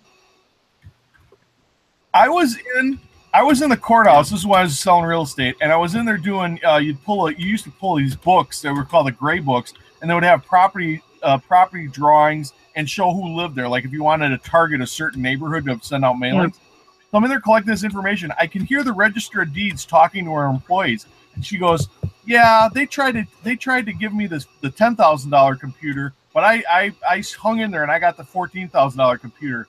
And one of the employees asked the woman, "Well, is the $14,000 computer better?" And there's this long pause because honestly, this woman didn't know. So she just kind of up me and she goes, "Well, of course it is. It's the $14,000 computer." But that's all she knew. There was $14,000 and she was going to get it. You know what I mean? But if they split the money like it was their own, you'd have a whole different system. Oh yeah.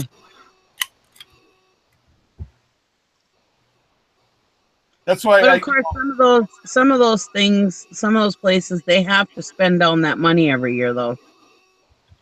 Yeah, they have to. Mm-hmm. Yeah. They couldn't use it for other stuff. They have to spend it down. Oh, they do it with our road salt. If they don't use if we have a light winter and they don't use all our road salt, they'll cut their road salt for the next year. Yeah. It's just a corporation that's gotten so big that it's like it's hard for them to control it. It's crazy. But and especially up here, that is so stupid. Because from one winter to the next, it fluctuates so much sometimes. Yeah. Well, I mean, one winter we could have 30-degree weather throughout the whole winter, and the next winter it's all going to be below zero and ice all over the roads and everything, and snow and. In Beaver Dam, when I was in southern Wisconsin, it got so bad. I mean, it was ridiculous. You were driving; it was dangerous. You were driving on rock salt. I mean, it's drizzling out, and it's not going to get below freezing. They got those salt trucks out full, dumping salt all over the city streets because they got to get rid of this salt. And I mean, when you came up to a stop sign, you skidded on this like pea gravel. It was a salt under your tires. It was ridiculous. But they had to make sure they got that quota. Up here, it's not as bad because up here they will use the salt. I mean, we got so much more snow than they do in southern Wisconsin. But and it's so bad for the environment. I mean, you see when they do that kind of stuff, you can see all the grass is dead on the side of the road. The huge pine trees die. And, that all gets washed into the lakes and streams. It's like, wow. I mean, fix it. It's crazy. Well, look at how white the cars are by the end of the winter time. Oh, yeah. I mean, we have cars we won't even drive in the winter. Like the dually truck, it'll get parked in the fall, and it won't get restarted up until the rain has washed the salt off the road. I mean, it's like brake calipers. You replace your brake calipers every 2-3 years. Well, Mm-hmm. You're driving down the road, you smell the hot brake, you got to replace the caliper because the thing's rusted crap. Yep. Exhaust systems, everything underneath the car. And then finally your floor, now you can put your foot through the floor because your floor pan's out. I lost a cell phone in the floor, a hole in the floor of one of my trucks. I got a 2004 Chevy, and the poor thing, I mean, just watching it rust away. I had a 77 Dodge Ram Charger. I parked behind the airport. Me and this guy, we got a 12-pack of beer. We're going to drink this beer and then go to a party. Well, anyway, a cop comes up. The car parked. I'm like, oh, what am I going to do? I got this 12-pack of beer. So I take the 12-pack. The hole underneath my gas pedal was so big, I put the whole carton right through the floor of my truck. It was a real Flintstone flyer. That's funny. Oh man, and that cop, because he could smell beer in him, he walked around and around that car. He just couldn't. He knew there had to be beer somewhere, but he just couldn't find it. That's hilarious. Oh yeah, that was good old days. But of course, then they wouldn't string you up by your toes if you got. No, back then, if you got pulled over, if they pulled, I mean, if you were doing something like you're driving erratic. Tell them about the time you got pulled over in Shawano by the Indian. Oh God, that's a long story. Well, anyway. Yeah, no, I won't get it. But they would pull you over, and as long as you didn't seem piled up, they just tell you. They ask you where you're going, and you knew the correct answer was home. And you go, yeah, go straight there. But I think it was in Illinois. The cop did that, ran the plate, told the guy to go home, and the guy drove like a block, and he hit like a minivan with kids in it or something. Oh no. Or a van. Well, I don't think they had minivans back then, but yeah, he piled into a van load of kids, and that was the end of that. From then on, if they pull you over and they think you're drunk, they got to do something. Yeah. Or if they think you've been drinking, even, which is good. I mean, people shouldn't be on the road drunk. Yeah. Yeah, I never, ever, ever, ever, ever drink and drive. Never have. No, you shouldn't. Where I live, we're so rural that you can't walk. There's no public transportation. I mean, to your buddy's house, they're going to be at least 10 miles away. So, unfortunately, you grew up in a culture where people do drink and drive. They don't anymore, but in the 80s, they did. You can see it up here because, like, the bars, the business isn't as good at the bars anymore because the police here really crack down on it. And the first time you get pulled over, by the time they put you in the tank and impound your vehicle and everything, I think it costs you a couple $1,000s between the fine and the impound and everything. You know what pisses me off? I just heard that twice. Anyways, it pisses me off that if you're sleeping in your car and your keys are in the ignition, they can get you for drunk driving. I would rather see somebody sleeping off their drunk than getting on the road driving, you know? Yeah. Well, Nikki, the Department of Transportation is a little bit like eBay. You're playing in their sandbox. Yeah. I mean, unless they were like parked in the middle of the road or something, you know, and obviously they just passed out there. I could see that. But, you know, if they're sitting in a parking lot where they're supposed to be and they're sleeping it off, I think that's just fine.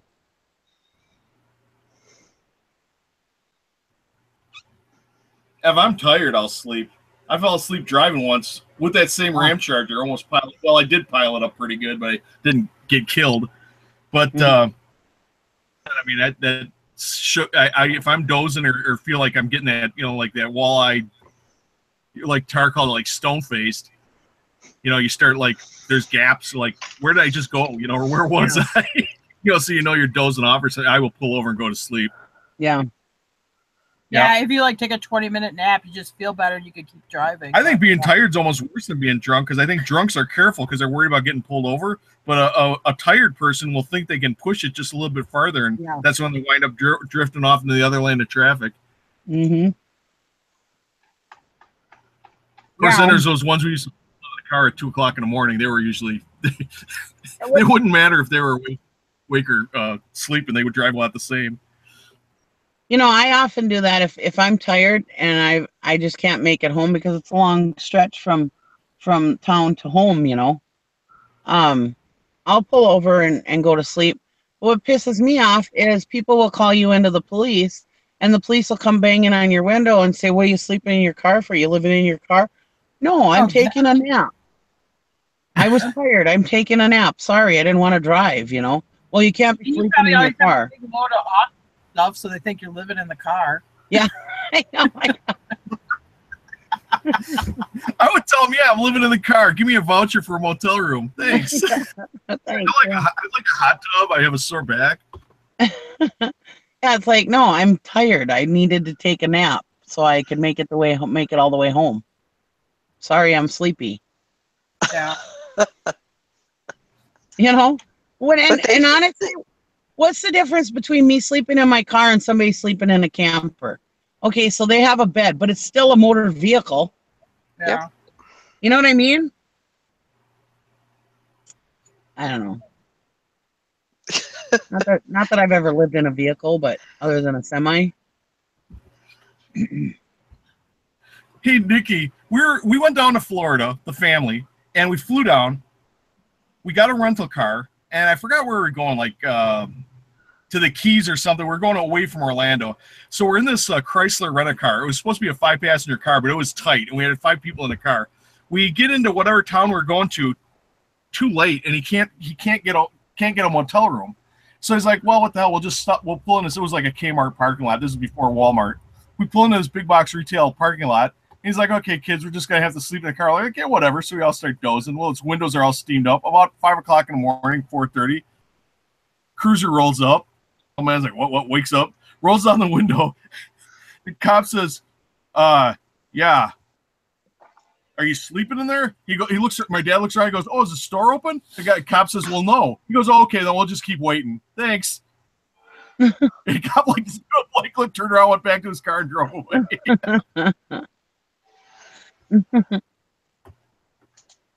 Anyway. Over in Virginia, I don't know if they've changed it now, but back when I was driving truck, you couldn't sleep anywhere but a truck stop. One time I fell asleep at a rest area, and the state patrols came and woke me up, and I'm like, oh man, I just got to sleep. And they're like, you can't sleep here. And I was like, but the truck stops are full and I got to get sleep. I was otherwise I'm going to fall asleep at the wheel. Nope, you got to move along, ma'am. And I was like, what about those people in those cars over there sleeping? Oh, we don't bother them. Really? But you want me to take me and my semi out on the road tired and risk having an accident and wiping out multiple vehicles? Yeah. You know, because when a semi crashes, they're not just hurting themselves, they can take out multiple vehicles. Yeah. You know? Move along, ma'am, before we arrest you. I was like, whatever. So I did. I moved along until I got to another rest area, and then I stopped and went to sleep again. And I was like, well, if they come wake me up, I'll just have to keep doing this all night, I guess. Yeah, because like when you drive, like I don't see it up here in Wisconsin so much, but you go down through like Kentucky, Tennessee, Georgia, like because we'll drive through the night.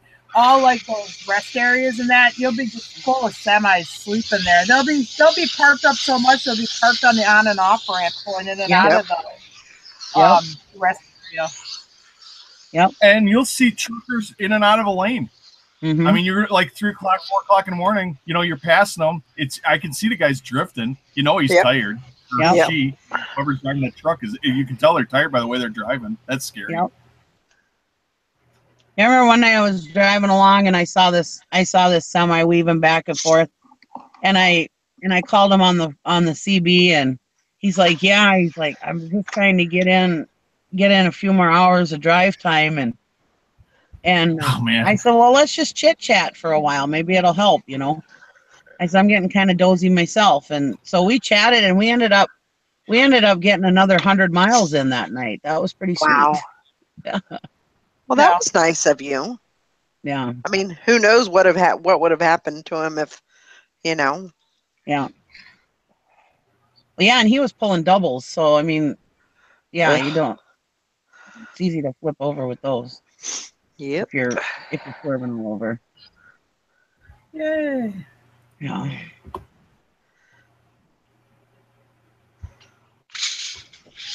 I remember this one time in Virginia also.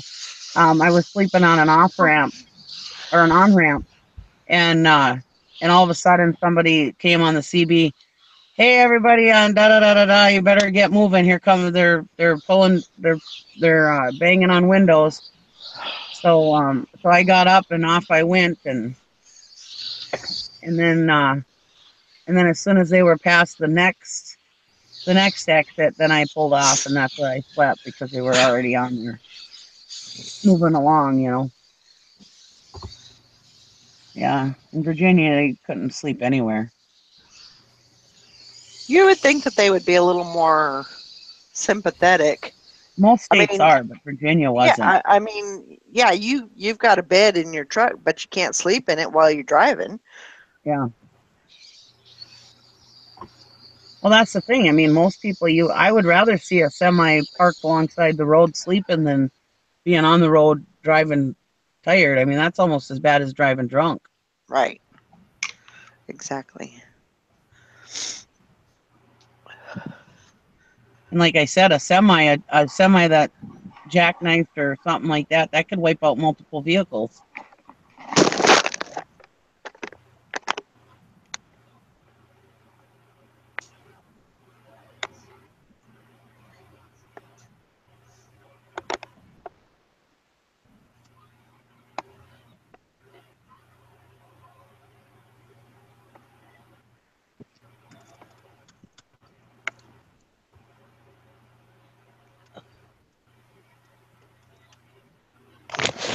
Oh, I should do some work in my storage shed, but it's so flippin' hot.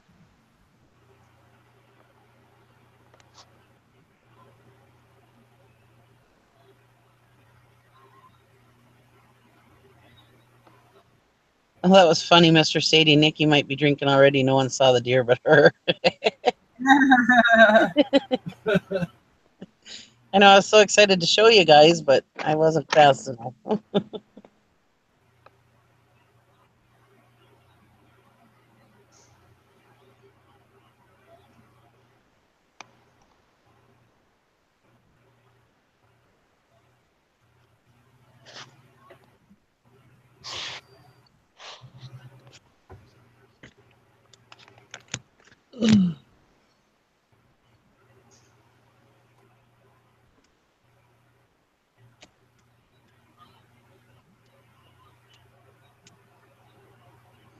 So Valerie's going to the bins. What else is everybody going to do today? We got to deliver a boat. Have you got, is that lady I left her a message on her cell phone. I was supposed to drop off a rowboat I sold to somebody in town, and I want to list today. I didn't list yesterday, so I did some listing. It's done today. It's going to be hot anyway, so I think tomorrow we're threatening to take out the boat. Maybe we'll go out for a boat ride because then I think it cools down. It's supposed to be warm tomorrow too.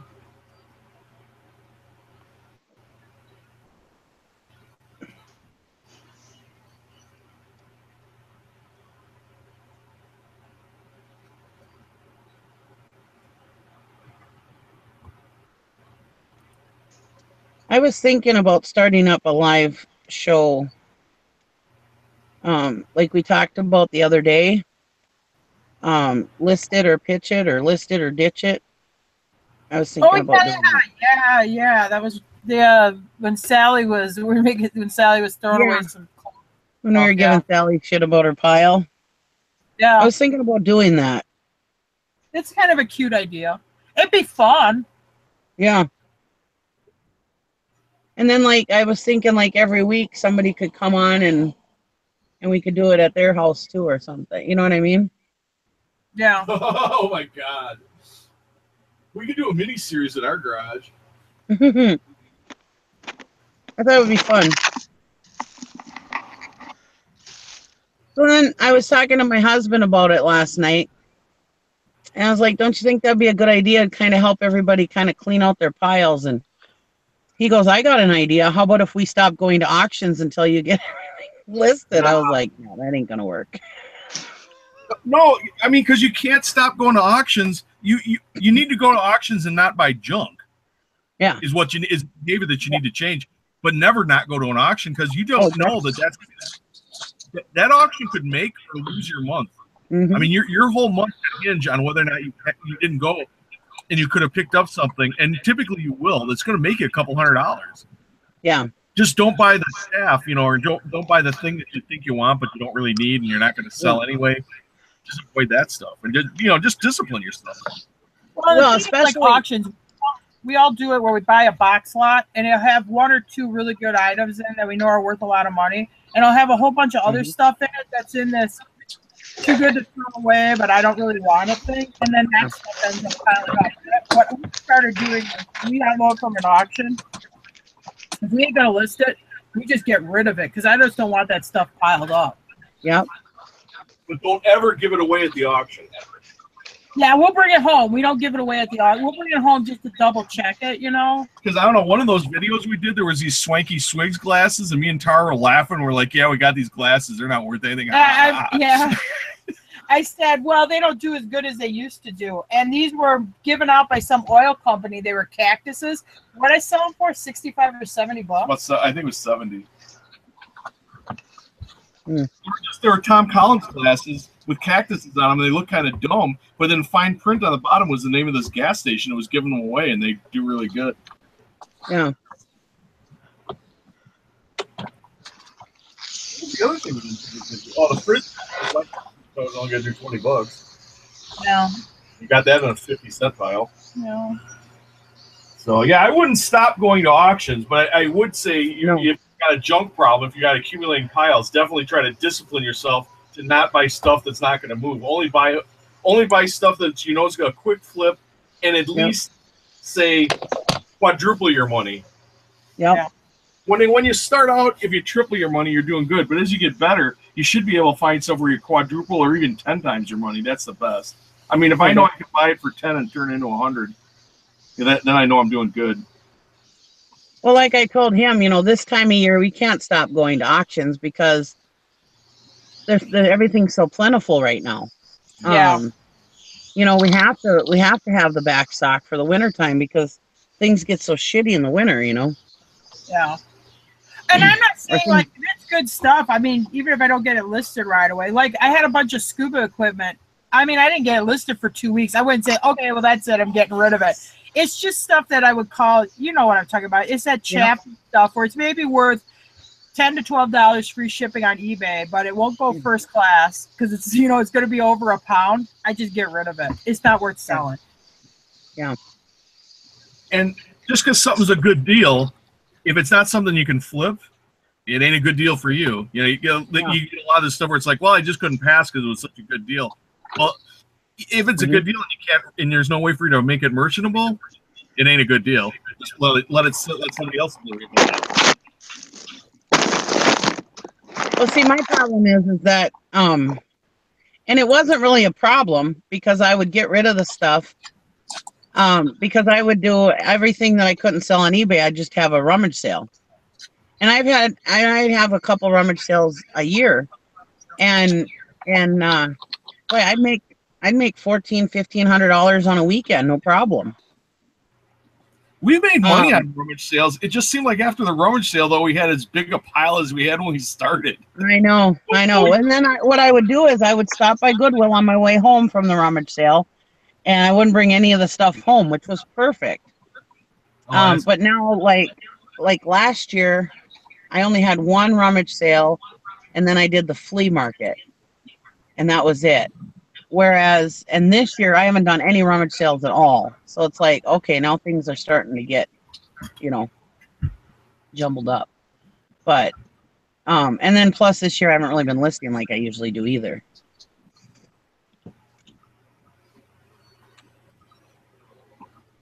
Wow. Look out for that. Brackish bow ties. The other Jason just sold one for $165. Nice. Way to go. That's awesome.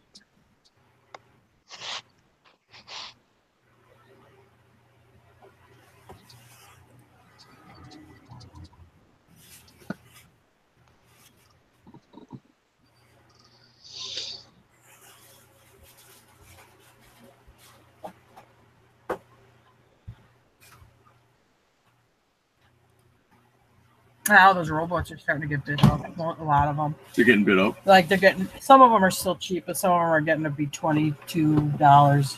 Right. Well, as long as it's cheap.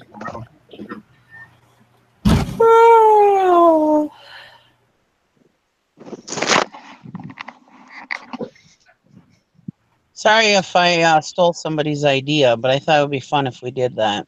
I've never heard anybody say that idea before. What's that, Nikki? That list it or ditch it. Oh, I think that's an awesome idea. Yeah.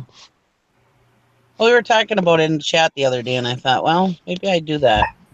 It would be a good weeknight show. It would be a good nighttime show. That's what I thought, like Tuesday night or something. Yeah. You could be cool Nikki B. Placing I could be. in the nighttime. I'm gonna pick her live. Easy picking. Easy picking, yeah. Who's that guy? That guy who plays the Kenny G. Yeah, you can play some Kenny G music. Yeah. Listen or ditching it with Kenny G. I don't think they have those. But remember, like those old like Love Line shows that used to have late at night. Yeah. They start at like 11 o'clock at night and then run till like 3 in the morning or something. And they have those cheesy music. Yeah. And they'd be like sending messages to like their husband in prison or jail or whatever. Tell Jimmy I love him. Girlfriend, they have the hots, or or they break up and then they have like their songs, so they play it across the airwaves and apologize how bad they were that she had to leave me or whatever. Yeah, the girl's in bed smoking a joint with her new boyfriend, laughing. Anyway, no, that's probably didn't happen. Are you kidding me? Uh-oh. My niece just messaged me. Oh, if you're not busy, could you run me lunch by 11:30? I say I'm busy. I'm working. Can't you see? If you had YouTube right now, you could see I was working. Yeah. Speaking of work, I do work.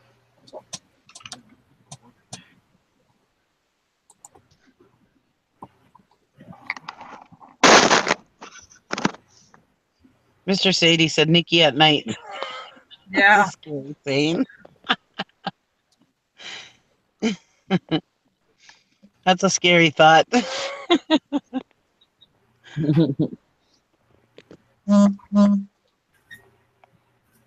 If you are busy, it's no big deal. Oh, okay. Make me feel guilty.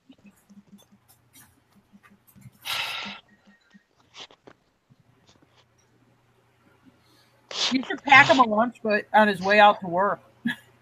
No, this ain't even my husband. Oh, I thought it was Gary. No, it's my niece. Oh.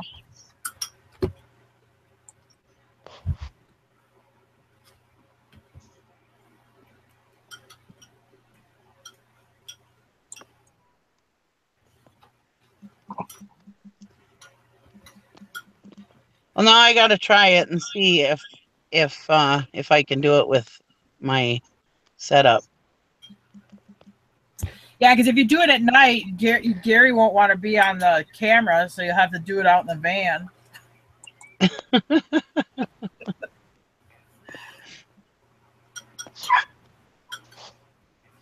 Well, I have the garage too. I can go out in the garage. Oh, there you go. He just needs to get my damn building up.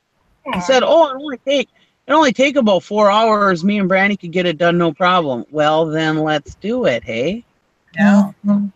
Nikki, are you near a river? Because you could do the Matt Foley motivational speaker down by the river. Listen or ditch it. You listen or ditch it. I could sit outside my house with a fire. I better not do that. I better not do that. DNR, I'll be at my house knocking on my door. Yeah, but if you I saw you burning. If you put a campfire alongside the van, like you're like with a pork, like a can of pork and beans and some hot dogs on a stick. Yeah, this is the traveling. Maybe people will send me money on my PayPal. Yes, please. They'll feel bad for me living down by the river in my van, eating pork and beans. Brandon,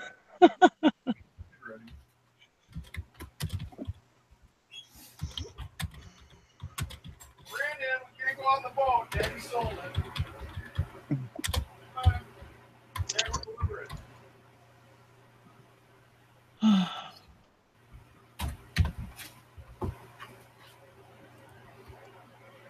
My problem is my life is so weird that it's hard for me to make a schedule. Yeah. You know. Well, I will say sometimes people look at like because when Jim's parents are up here, they do this. It's like, oh, you sell on eBay, so it's like you don't have a real job or something. So it's like they equate that to you're just sitting around, so you should be able to just drop everything and go help me. You know what I mean? Running the brick and mortar, and my mom thought we were going to run our estate sale and close up the store. It's like, no, we need to be open. People come in every freaking day. Yeah. Oh, I know. I get that all the time. Oh, Nikki doesn't work. She'll take care of that. Yeah.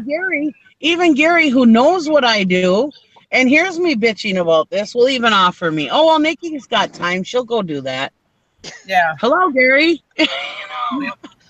I love it when family members complain that you don't have time for them because you're doing too much stuff for other people. And when they say you don't have time for them, they mean you don't have time to do stuff for them. You're doing stuff for other people outside of the family. It's like, oh my God. That was his mom. Oh, you're always doing stuff with those masons and Mason Lodge and stuff, and I need you to help me rototill my garden or whatever. I love my mom, but I could not live within 100 miles of my mom. Jim would love to live in Florida, and no offense. I mean, this is a bad, but he said I won't live in Florida because she'd have me doing work every day. She'd be calling me up, my whatever's broke or this is broke. Yeah. Anyway. Well, I noticed with my mother-in-law was that like that with my husband. But most of the time, she would just look for stuff for my husband to fix. She lived in an apartment. This was all stuff that a maintenance guy should be doing. But she just did it because she wanted him to come over. And it's like, we're going to come over and visit you. But we weren't visiting enough. Apparently, 3-4 times a week wasn't enough. Yeah.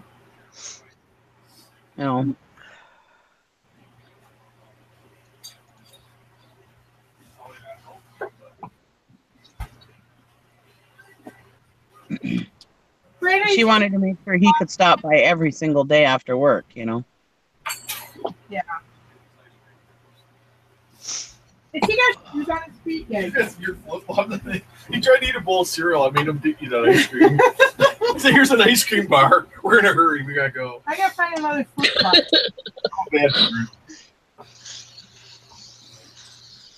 It's like kind of like milk. Oh, hey, hand me that pink flip flop by the television. Oh no, that one don't match. What's that one right there? No, this one's different too. This one's got birds on it. And I have this funny thing. I like to actually have shoes that match. When I go to town, I have matching shoes. Yeah, please wear a bra and please wear matching flip flops.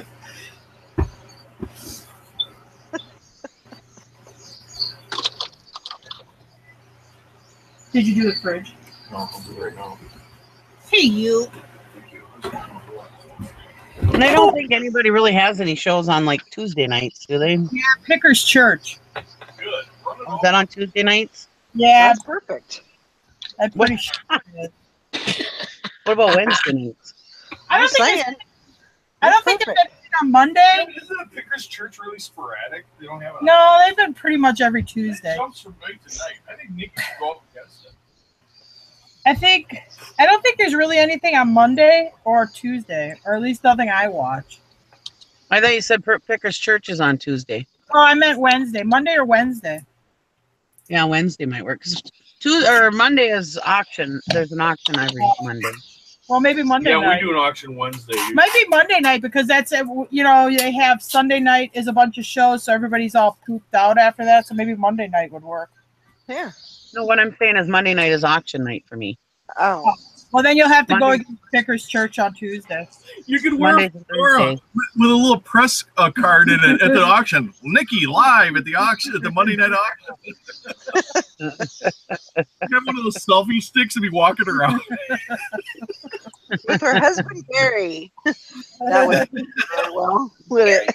That goddamn camera off. What are you doing? Gary's wearing like a Batman mask so nobody can see him.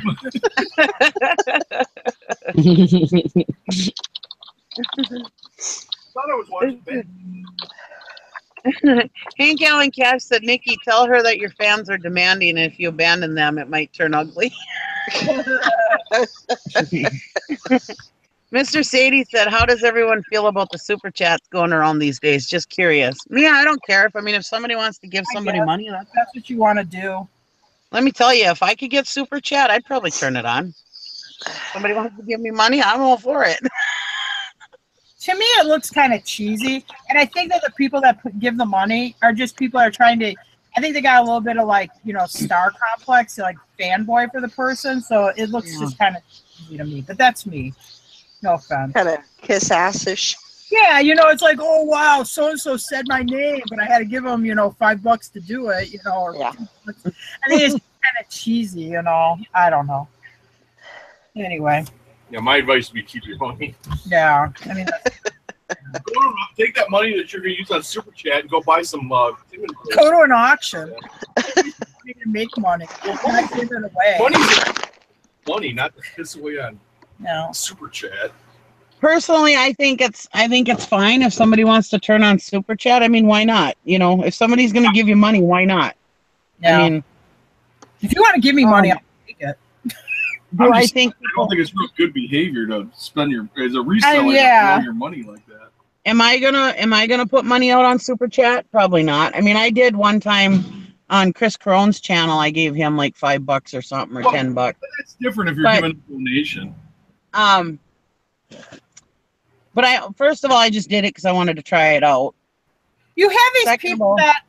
This is my opinion. You have these people that are giving you advice saying they're making all this money reselling on eBay. We're just rolling in money. And you're turning on Super Chat to collect maybe $8 to $10 in a 2-hour show. I mean, really? Yeah. But anyway, you're rolling in money on eBay, but you have to turn Super Chat on. From people who are just starting out. So they're struggling in the first place, Yeah.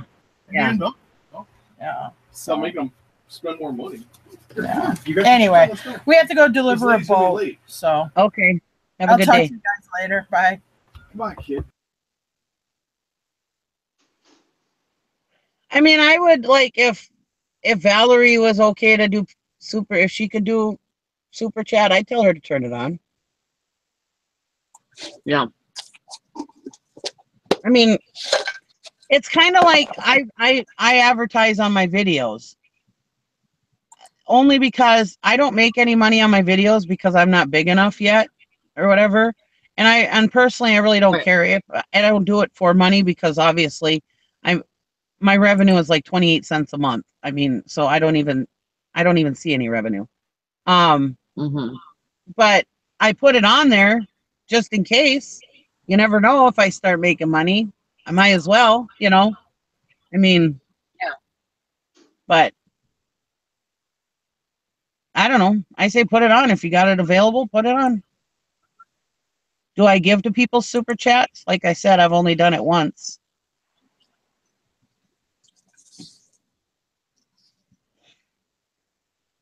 Am I rolling in the bucks? Nope. You'll never hear me say I'm rolling in the bucks. Yeah, last year I made really, really, really good money on eBay. And this year I'm making okay money, but I'm not putting the work in. Yeah. Am I poor? Nope. We're a middle class family, we live normal, I guess you'd say. We can pay our bills, but I'm not driving Mercedes or anything. Mm-hmm.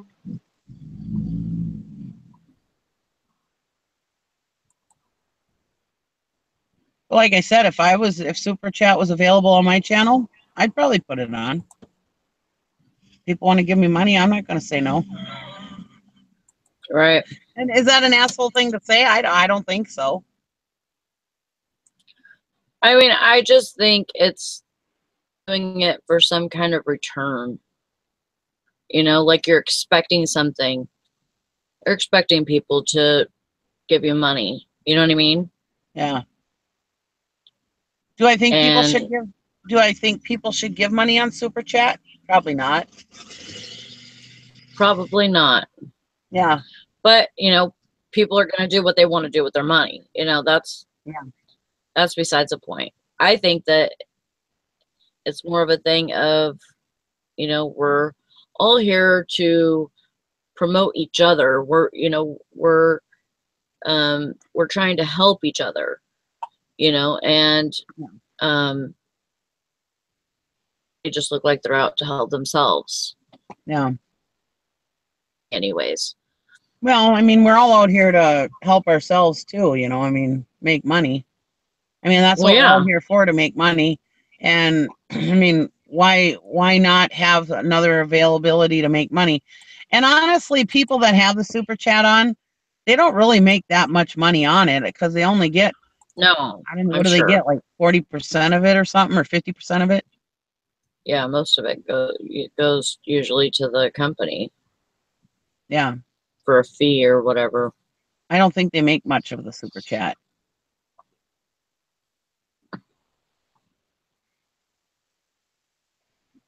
But I mean, like, you know, I really don't care what other people do. Yeah. You know, and if, you know, if you were to do a show and had super chat on, to you, that's totally up to you. Yeah. You know, because you're going to have to, I think you're going to have to deal with a certain different kind of group when you have super chat on. You know, you're going to have, or not, you know, not really people that want to just see you for you. Yeah. You know what I mean? I'm not trying to sound asshole-ish. No, I don't think anything less of people if they have super and I chat wouldn't on. I wouldn't think less of you if you had it on your video or whatever. And you know, if Valerie was able to and put it on here, I wouldn't think less of her. But I would just think that we would attract different people. Yeah. That's very likely. And then there'd be drama. And we don't want drama. No. No drama. No. I'm too old for drama. I don't think I'm going to go to the bins. Right. I don't know. You have too much work still? Well, I just have this funny feeling, and so I just don't think it's the right thing to do today. Well, maybe tomorrow. Maybe. Tomorrow the 1st? Tomorrow is the 1st. Ew. Yeah, I won't go. I won't go tomorrow. Maybe today is a good day to go.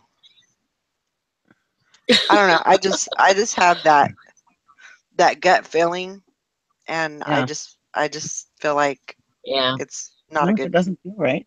It doesn't feel right. Beth wants you to stay live if you're not going. If it would be different, it would be different if you didn't have to drive so far to get there. You know, if it was just around the corner. Right. What do you have to drive, like an hour or whatever? It's an hour and a half, yeah. Yeah, so that's a big commitment. Right. And to go there, drive an hour and a half in that pickup, which isn't very good on gas, I'm sure, because I drove the same kind of pickup. Nope. What do you get, like 14 miles a gallon, if that? Yeah, it takes about 3/4 of a tank to get there. Yeah, exactly. So yeah, you gotta feel it, because I just don't. If you go there, spend all that money on gas, and you don't get shit, that's gonna suck. Yeah. Yeah, I just don't. You know, I was excited about it this morning. I was going to go to the bins. I got everything ready, and I just don't. I don't feel good about it, so I'm not going to go. Yeah, you got to go with your gut. Yeah. I mean, I don't really mind. The drive is not bad. I mean, it's not crazy. About the last 10 minutes, there's a little bit of traffic, but you know, and I'm sure it would be a lot worse if I went like at 8:30 in the morning. You know, everybody's trying to get to work and everything, but you know, 11 o'clock, 11:30, it wouldn't be too bad. But I don't know. It's not. There's not really any reason. It's just I just don't feel. I'm just not feeling it. Yeah, you got to go with that. Maybe I'll go this, another day, but maybe I won't. Maybe I'll wait until next week. I just, I wanted to go, Yeah. but yeah. And yeah, I'm really not, I know Frankie's Fine said, Val is tired, you should nap. No nap. No, I'm going to work. I'm going to work today. I already done 4 listings already, so I'm doing good. That's Good good. job. That's complete. They're live. So Wow. maybe I can use my energy to do that rather than go up there. And I know that it's not the only place that I could go. There's other places I could go that are nearby, but yeah, I'll just stay home and list. That's probably better. Yep. Yeah, and it's I'm steaming. Was that the machine you read? Yeah, it's a Shark, the handheld, and I love that thing. We gonna steam some babies on the show today? Steam some babies. Baby. No. No. Remember that? I was gonna back. I was trying to remember that episode. What happened that episode? I don't remember how the topic came up, but we were talking about steaming babies with that thing. I don't know. No, remember I said that I had got that mark on my arm from Brandon steaming my clothes while they were on me. Why would you do that? I didn't do it. He did it. Oh. Why would you let him? Yeah. I didn't let him. I pulled away as fast as I possibly could, but oh my gosh. Now I sounded like my mother. Why is there writing on your hand? I didn't do it. This so-and-so did it. Well, why did you let them do it? They just did it. Oh, so they just real quick drew a penis on your arm and you didn't realize it. Oh my god. Oh. The other Jason said, I'll put a penis on your arm.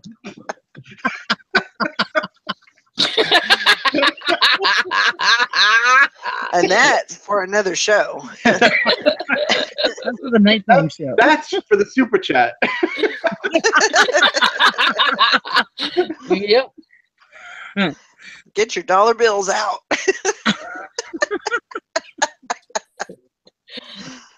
Oh my gosh. We're going to be talking about wieners. It's going to be Wiener Fest. The other Jason, he asked if I live near Crazy Picker Life. Actually, I don't. He's probably about 6 hours away from me. He's more near the Colorado-Kansas border, and I'm more in the northeast corner of Kansas, so kind of on the other side of the state. That'd be cool. They seem like a nice family.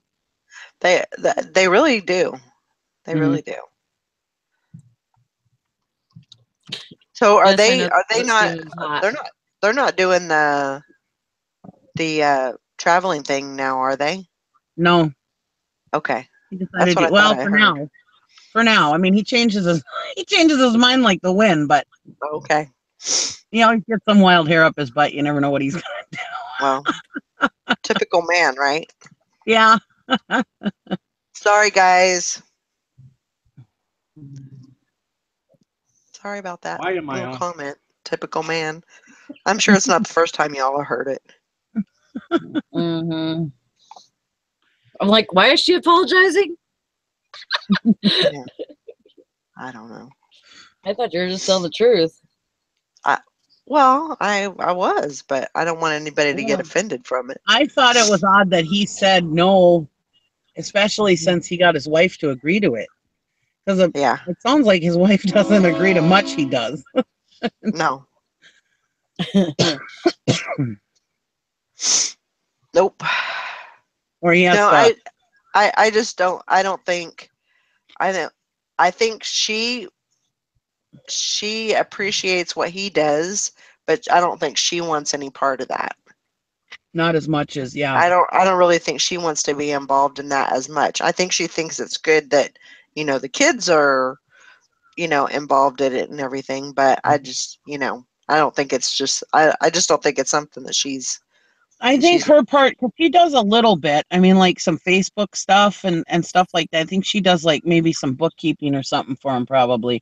And I think that's probably about all she really wants to do. I don't know. I mean, she doesn't really say much on the videos, so I'm really not sure. But the way he talks, it doesn't sound like, she doesn't want to do much with it. Right. But it sounds like she might be getting a little more involved, though. Maybe. Because now she's going on the picking trips a little bit more with them and stuff like that. Right. But yeah, I think, I think she's kind of one of those people that, okay, yeah, you're doing this and making. We lost you. Yep. Doing this and making. Really making good money. I think now she's. Okay. She's accepting it a little more, I think, Her fingers. Are you making fun of me? Yep. Her fingers. I talk with my hands. Shut up. I'm Italian. I'm going to dump this rice. Okay, Margot says, question for everyone. I really like the colorful poly mailers, but I really want to go cheap. And any advice? I think it's a waste of money. Colored poly mailers. I like poly mailers. I like colored poly mailers, but if it costs more to have color, I'm not going to do it. Yeah, because I mean that takes money out of your pocket. Yeah. I use the ones that I buy with my shipping supply coupon. Mm-hmm. Yep. I think, I mean, I guess if you're making multi-million-dollars a year, go ahead. But when I get a colored poly mailer in the mail, I'm like, I rip it open just as much as I rip any other one open, and I don't think twice about it. I don't think, oh, this is so cute. I could care less. I make notice more. I make notice more of people that recycle. If they send me a poly mailer that I've seen has already been used, I am totally good with that. I think that is great. So if someone sends you a big box with like styrofoam peanuts, you're not happy, right? Oh my God, I hate, not because of the recycling thing. It's just because those damn things will be in my house for months. One time it's like Easter grass. Oh my God, I hate Easter grass. My kids. Or pine needles. If anybody who believes in the Easter Bunny is watching, please tune them out right now. When I used to do my kids' Easter basket, they get just a little tiny tuft of grass in there, and that was it. I filled it with more candy. No grass. Absolutely not. Anyways, peanuts are the same way. And one time, my husband, I get a lot of shipping supplies from my husband's work. And the shipping lady, bless her heart, saved a huge box of packing peanuts for me. And I was like, oh my God, I hate packing peanuts. I hate receiving things with packing peanuts. So when I used them, every time I used them, I would message the buyer and tell them, just so you know, I did pack this with packing peanuts, so you can take a action accordingly when opening it. Because I mean, they just get everywhere. The best is if they get all staticky. Yeah, they're everywhere. Clinging to you. Yeah, and they like fly on their own everywhere in your house. I mean, yeah, no, I hate packing peanuts. And somebody had this bright idea of shredding. Somebody told me one day, you should shred up all those books that you get and use them for filler in your boxes. All these old books that I don't sell. And I was thinking, yeah, that's kind of a good idea. So I started shredding up a few books. Hopefully nobody gets mad at me, but I mean, these were old, ugly books that nobody's ever going to buy. It's actually not a good idea because shredded paper doesn't hold form. It's not a good packing material. No, unless you're shredding cardboard. Yeah. So I was doing this and I was like, wait a minute, now this is really dusty, first of all. Oh, that too, yeah. What is it going to do to the, And then I was like, and this is worse than packing peanuts. All of a sudden, I've got all these little shreds of paper all over my freaking house, and I didn't put them there. They just appeared there. You know what's even better, Nikki, is when people do that. They use the shredded paper, but they do it with their bills, and I can and it's all solid, and I can look through and see that they're. I was like, come on, people shred your bills for packing paper. I know. That ended up being a bad idea. I was like, no, this ain't a good idea. I never did package anybody's stuff in that. I ended up using it in the burn pile for fire starter. Makes great fire starter, though. Shredded cardboard is good, though, but you need a kind of like a machine to shred it. Yeah. No, I don't use any of that kind of stuff is annoying to me, and I think it would just be as annoying to somebody else, so I don't use it. The best is when I was first starting out, way back in the day, I would use, you'd want to use as much free stuff as possible because you weren't making much money. And I remember just on recycle day, I'd grab everybody's newspapers down the block. Yeah. And I'd use that, but then you'd be packing with it, and your hands would be black. Look, I'm talking Nikki with my hands. But your hands would be black, and it was just a hot mess, and then it would get all over. Yeah. And then if your item was white or something, you had risk of getting that newspaper all over the thing. Mm-hmm. I still get free stuff from my husband's job. He brings me boxes home because he's got these. I usually have some in the car, but he's got these perfect size white boxes. They're completely white. They come with these caps in them, so it's not a heavy thing. So the box ain't all discombobulated. They all come on a nice, neat pallet, shrink wrap pallet, so they're all in good shape. And when they take them out, they just cut them across the tape, and they take the stuff out. So these boxes are brand new, and they're perfectly white. They don't have any markings on them. So I always get those from them. I love those. And they're the perfect size for almost everything we sell, Nikki's using sign language for the hearing impaired on the show. I could have understood that whole conversation.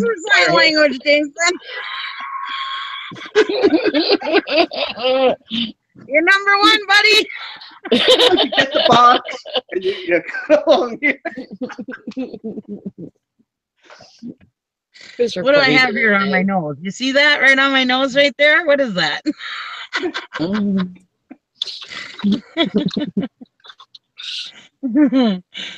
Yeah, I talk with my hands. Shut up. I bet in your house that's probably the sign of love. It is. After 24 years of marriage, yep. Mm-hmm. Well, that's I always say, the R word, retarded. I don't want to say it, but that is actually a term of endearment from my house. We joke around and call each other that, but not to be mean or anything like that. We don't. It's like those words that you just don't think about the real meaning of it. Right. But yeah, I always say in our house, that's a term of endearment. I had a feeling. No.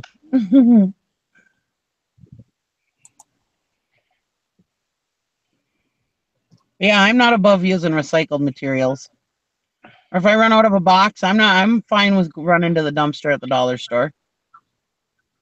I remember my daughter when I would go to the dumpster and she'd be in the car and she's like, "Oh my God, Mommy, this is so embarrassing. We're digging in the dumpster."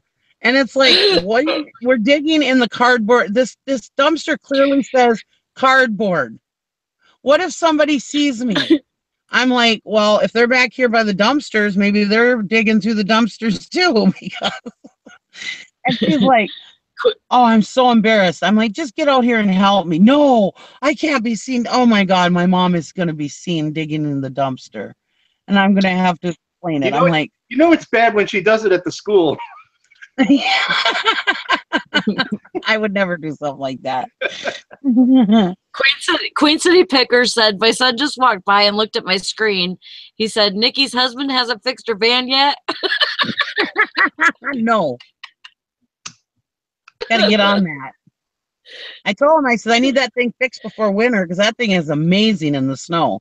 I call it tank. I can plow through anything. I love that van.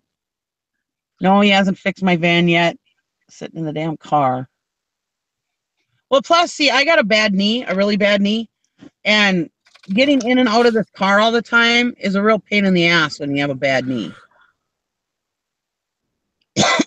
Oh yeah. It sits so low to the ground. It was really bad when I was driving the Stratus. We have a Dodge Stratus. That thing, you are like sitting on the ground. I don't ever drive that anymore. That's terrible on my knee. That's another reason why I like the higher vehicles. Easier on my knee. Yeah.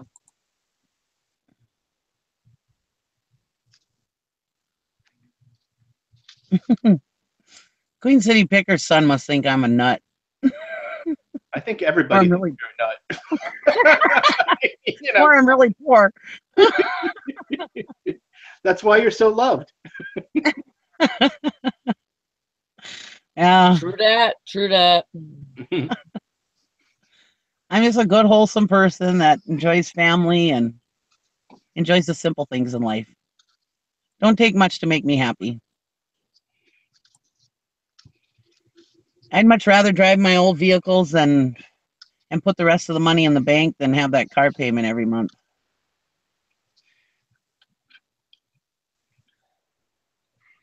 Well, I don't know. I like my car payment, to be honest with you. I pay it with a smile. Honestly, back in the day, before, nowadays you can buy a decent vehicle for like $1,000 or $1,500. But back in the day, you used to get these beaters that, I used to have a car payment because it was cheaper to have a car payment every month because then you knew what you were paying every month. Because with some of the beaters that you would buy, you never knew if it was going to be running and how much money you'd have to put out or have to re-register another vehicle or something like that. So it used to be where a car payment was a lot more cost effective.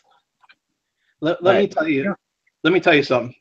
When I switched from, I all the time I would buy, like just average cars, and I just buy them outright, and beat them to the ground. And, I do a lot of driving, so I'm not afraid to go 6-8 hours to pick up a good load if I have to, whatever. Me too. Yeah. So you don't want to be in one of these beater things.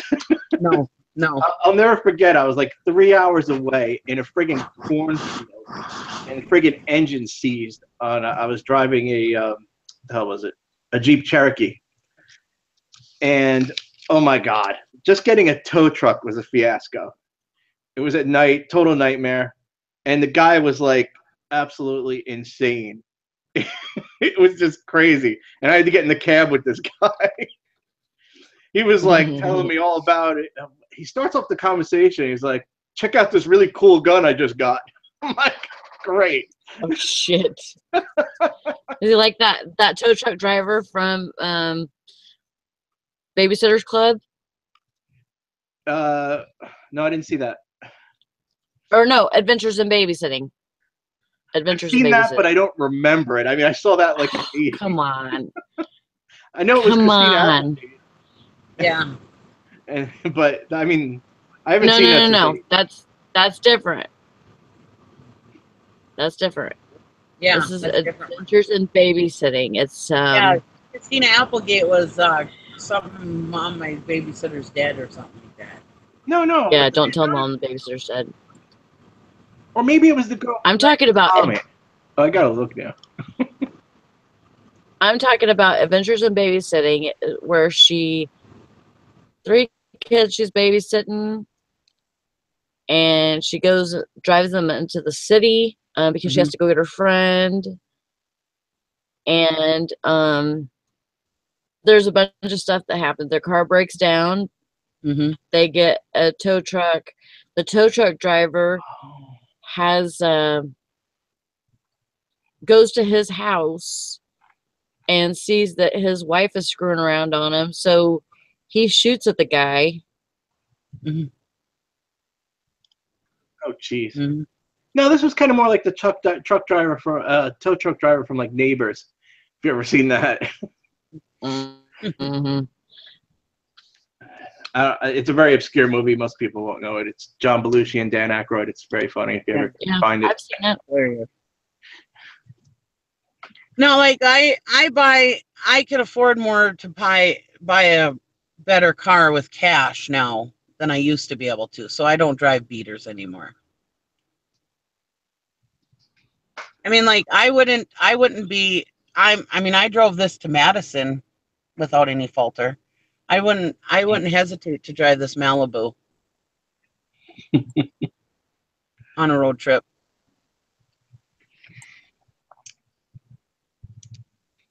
But I just prefer to pay cash for my vehicles. I like to save up for them. Well, you know, the one good thing about doing it credit-wise is because it does build up your credit. You know, that too. As long as you know, make payments. That too. That helps. I used to love my Escape. I paid payments on my Escape. I had an Escape, and I just loved a few years ago. I loved it, and every month making that payment was well worth it because I love my Escape. Even though it was Ford, but I did love my Escape. Kind of how I feel. You know. Yeah. I mean, it's a lot more money nowadays because cars are so much more expensive. But even so, that payment I make with a smile. You know. Really do. And if I didn't find like this Malibu or like Gary's truck or whatever, I mean, I probably would pay payments, but I prefer not to if I don't have to. And one of the better things to do is like after a couple of years, like it's been 3 years now since I had this car. I recently refinanced, and it saved me about a little over $1,000. You know, for doing nothing more than just going into the bank for 10 minutes and I even refinanced it through the same bank. Yeah. The only thing I'm in debt for right now is my house, which will be paid off this year. I have a couple credit cards for emergencies. Every once in a while, I use them just because to build up my credit, you know, keep my credit going. But I usually pay those off right away too. If I don't usually use my credit cards unless I can pay it off right away.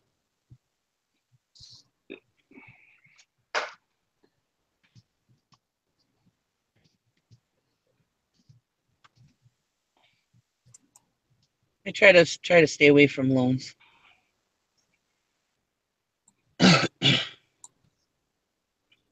Because I have a nephew who is like so overextended. And I mean, every time they get like a raise every year from their job, they're taking on another payment. Oh, well, we can buy a brand new camper now, you know? And it's like, if anything was to ever happen to them, they would be devastated. And like when Gary got hurt with his shoulder and he was off of work for 9 months last year. I mean, if we were overextended like that, we would have definitely been in a whole world of hurt, you know, or we would have had to drain our savings, you know. So I don't know. I like to live cautiously.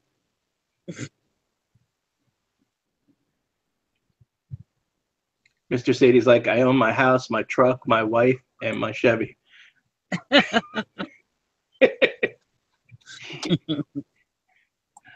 And I have actually thought of buying a new vehicle, a van, since mine ain't running.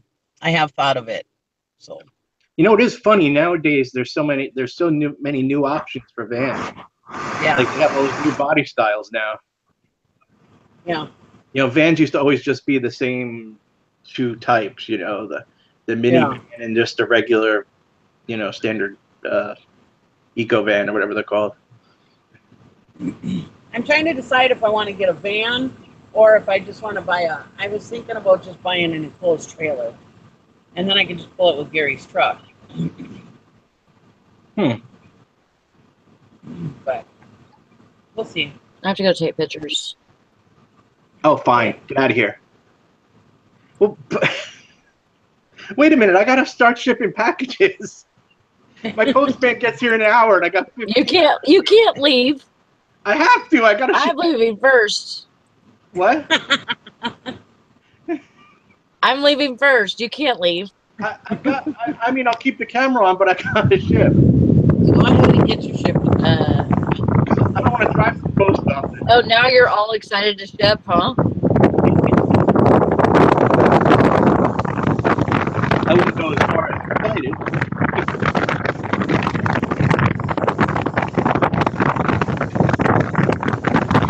Are you having a tornado there, Nikki? Well, while Nikki battles that tornado, I'm gonna go for shipping. Jesus Christ.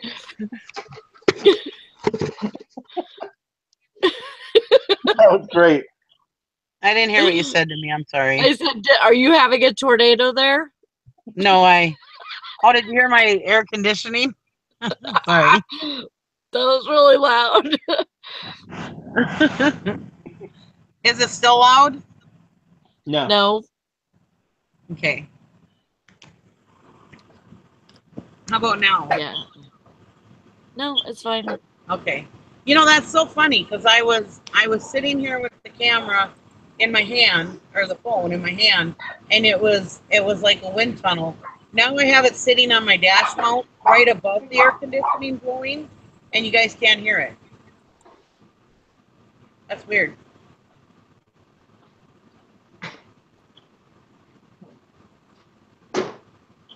Does it sound like you're making popcorn? Huh? What'd you say? Larry said it sounded like you were making popcorn.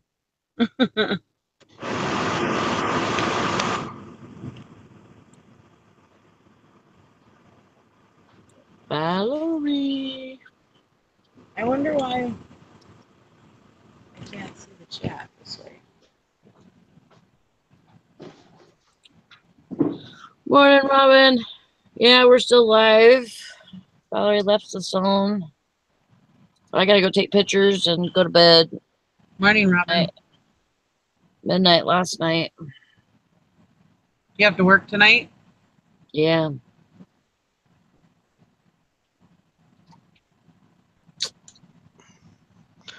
All right. Well, you ready to wrap up the show then? Yeah, I guess so. I gotta go take pictures and stuff. Okay. Well, we'll see you all tomorrow. Okay. See you guys. Bye. Everybody have a great day. Bye, everybody. Lots of sales to you. Good night, Irene. Bye-bye, Lucy.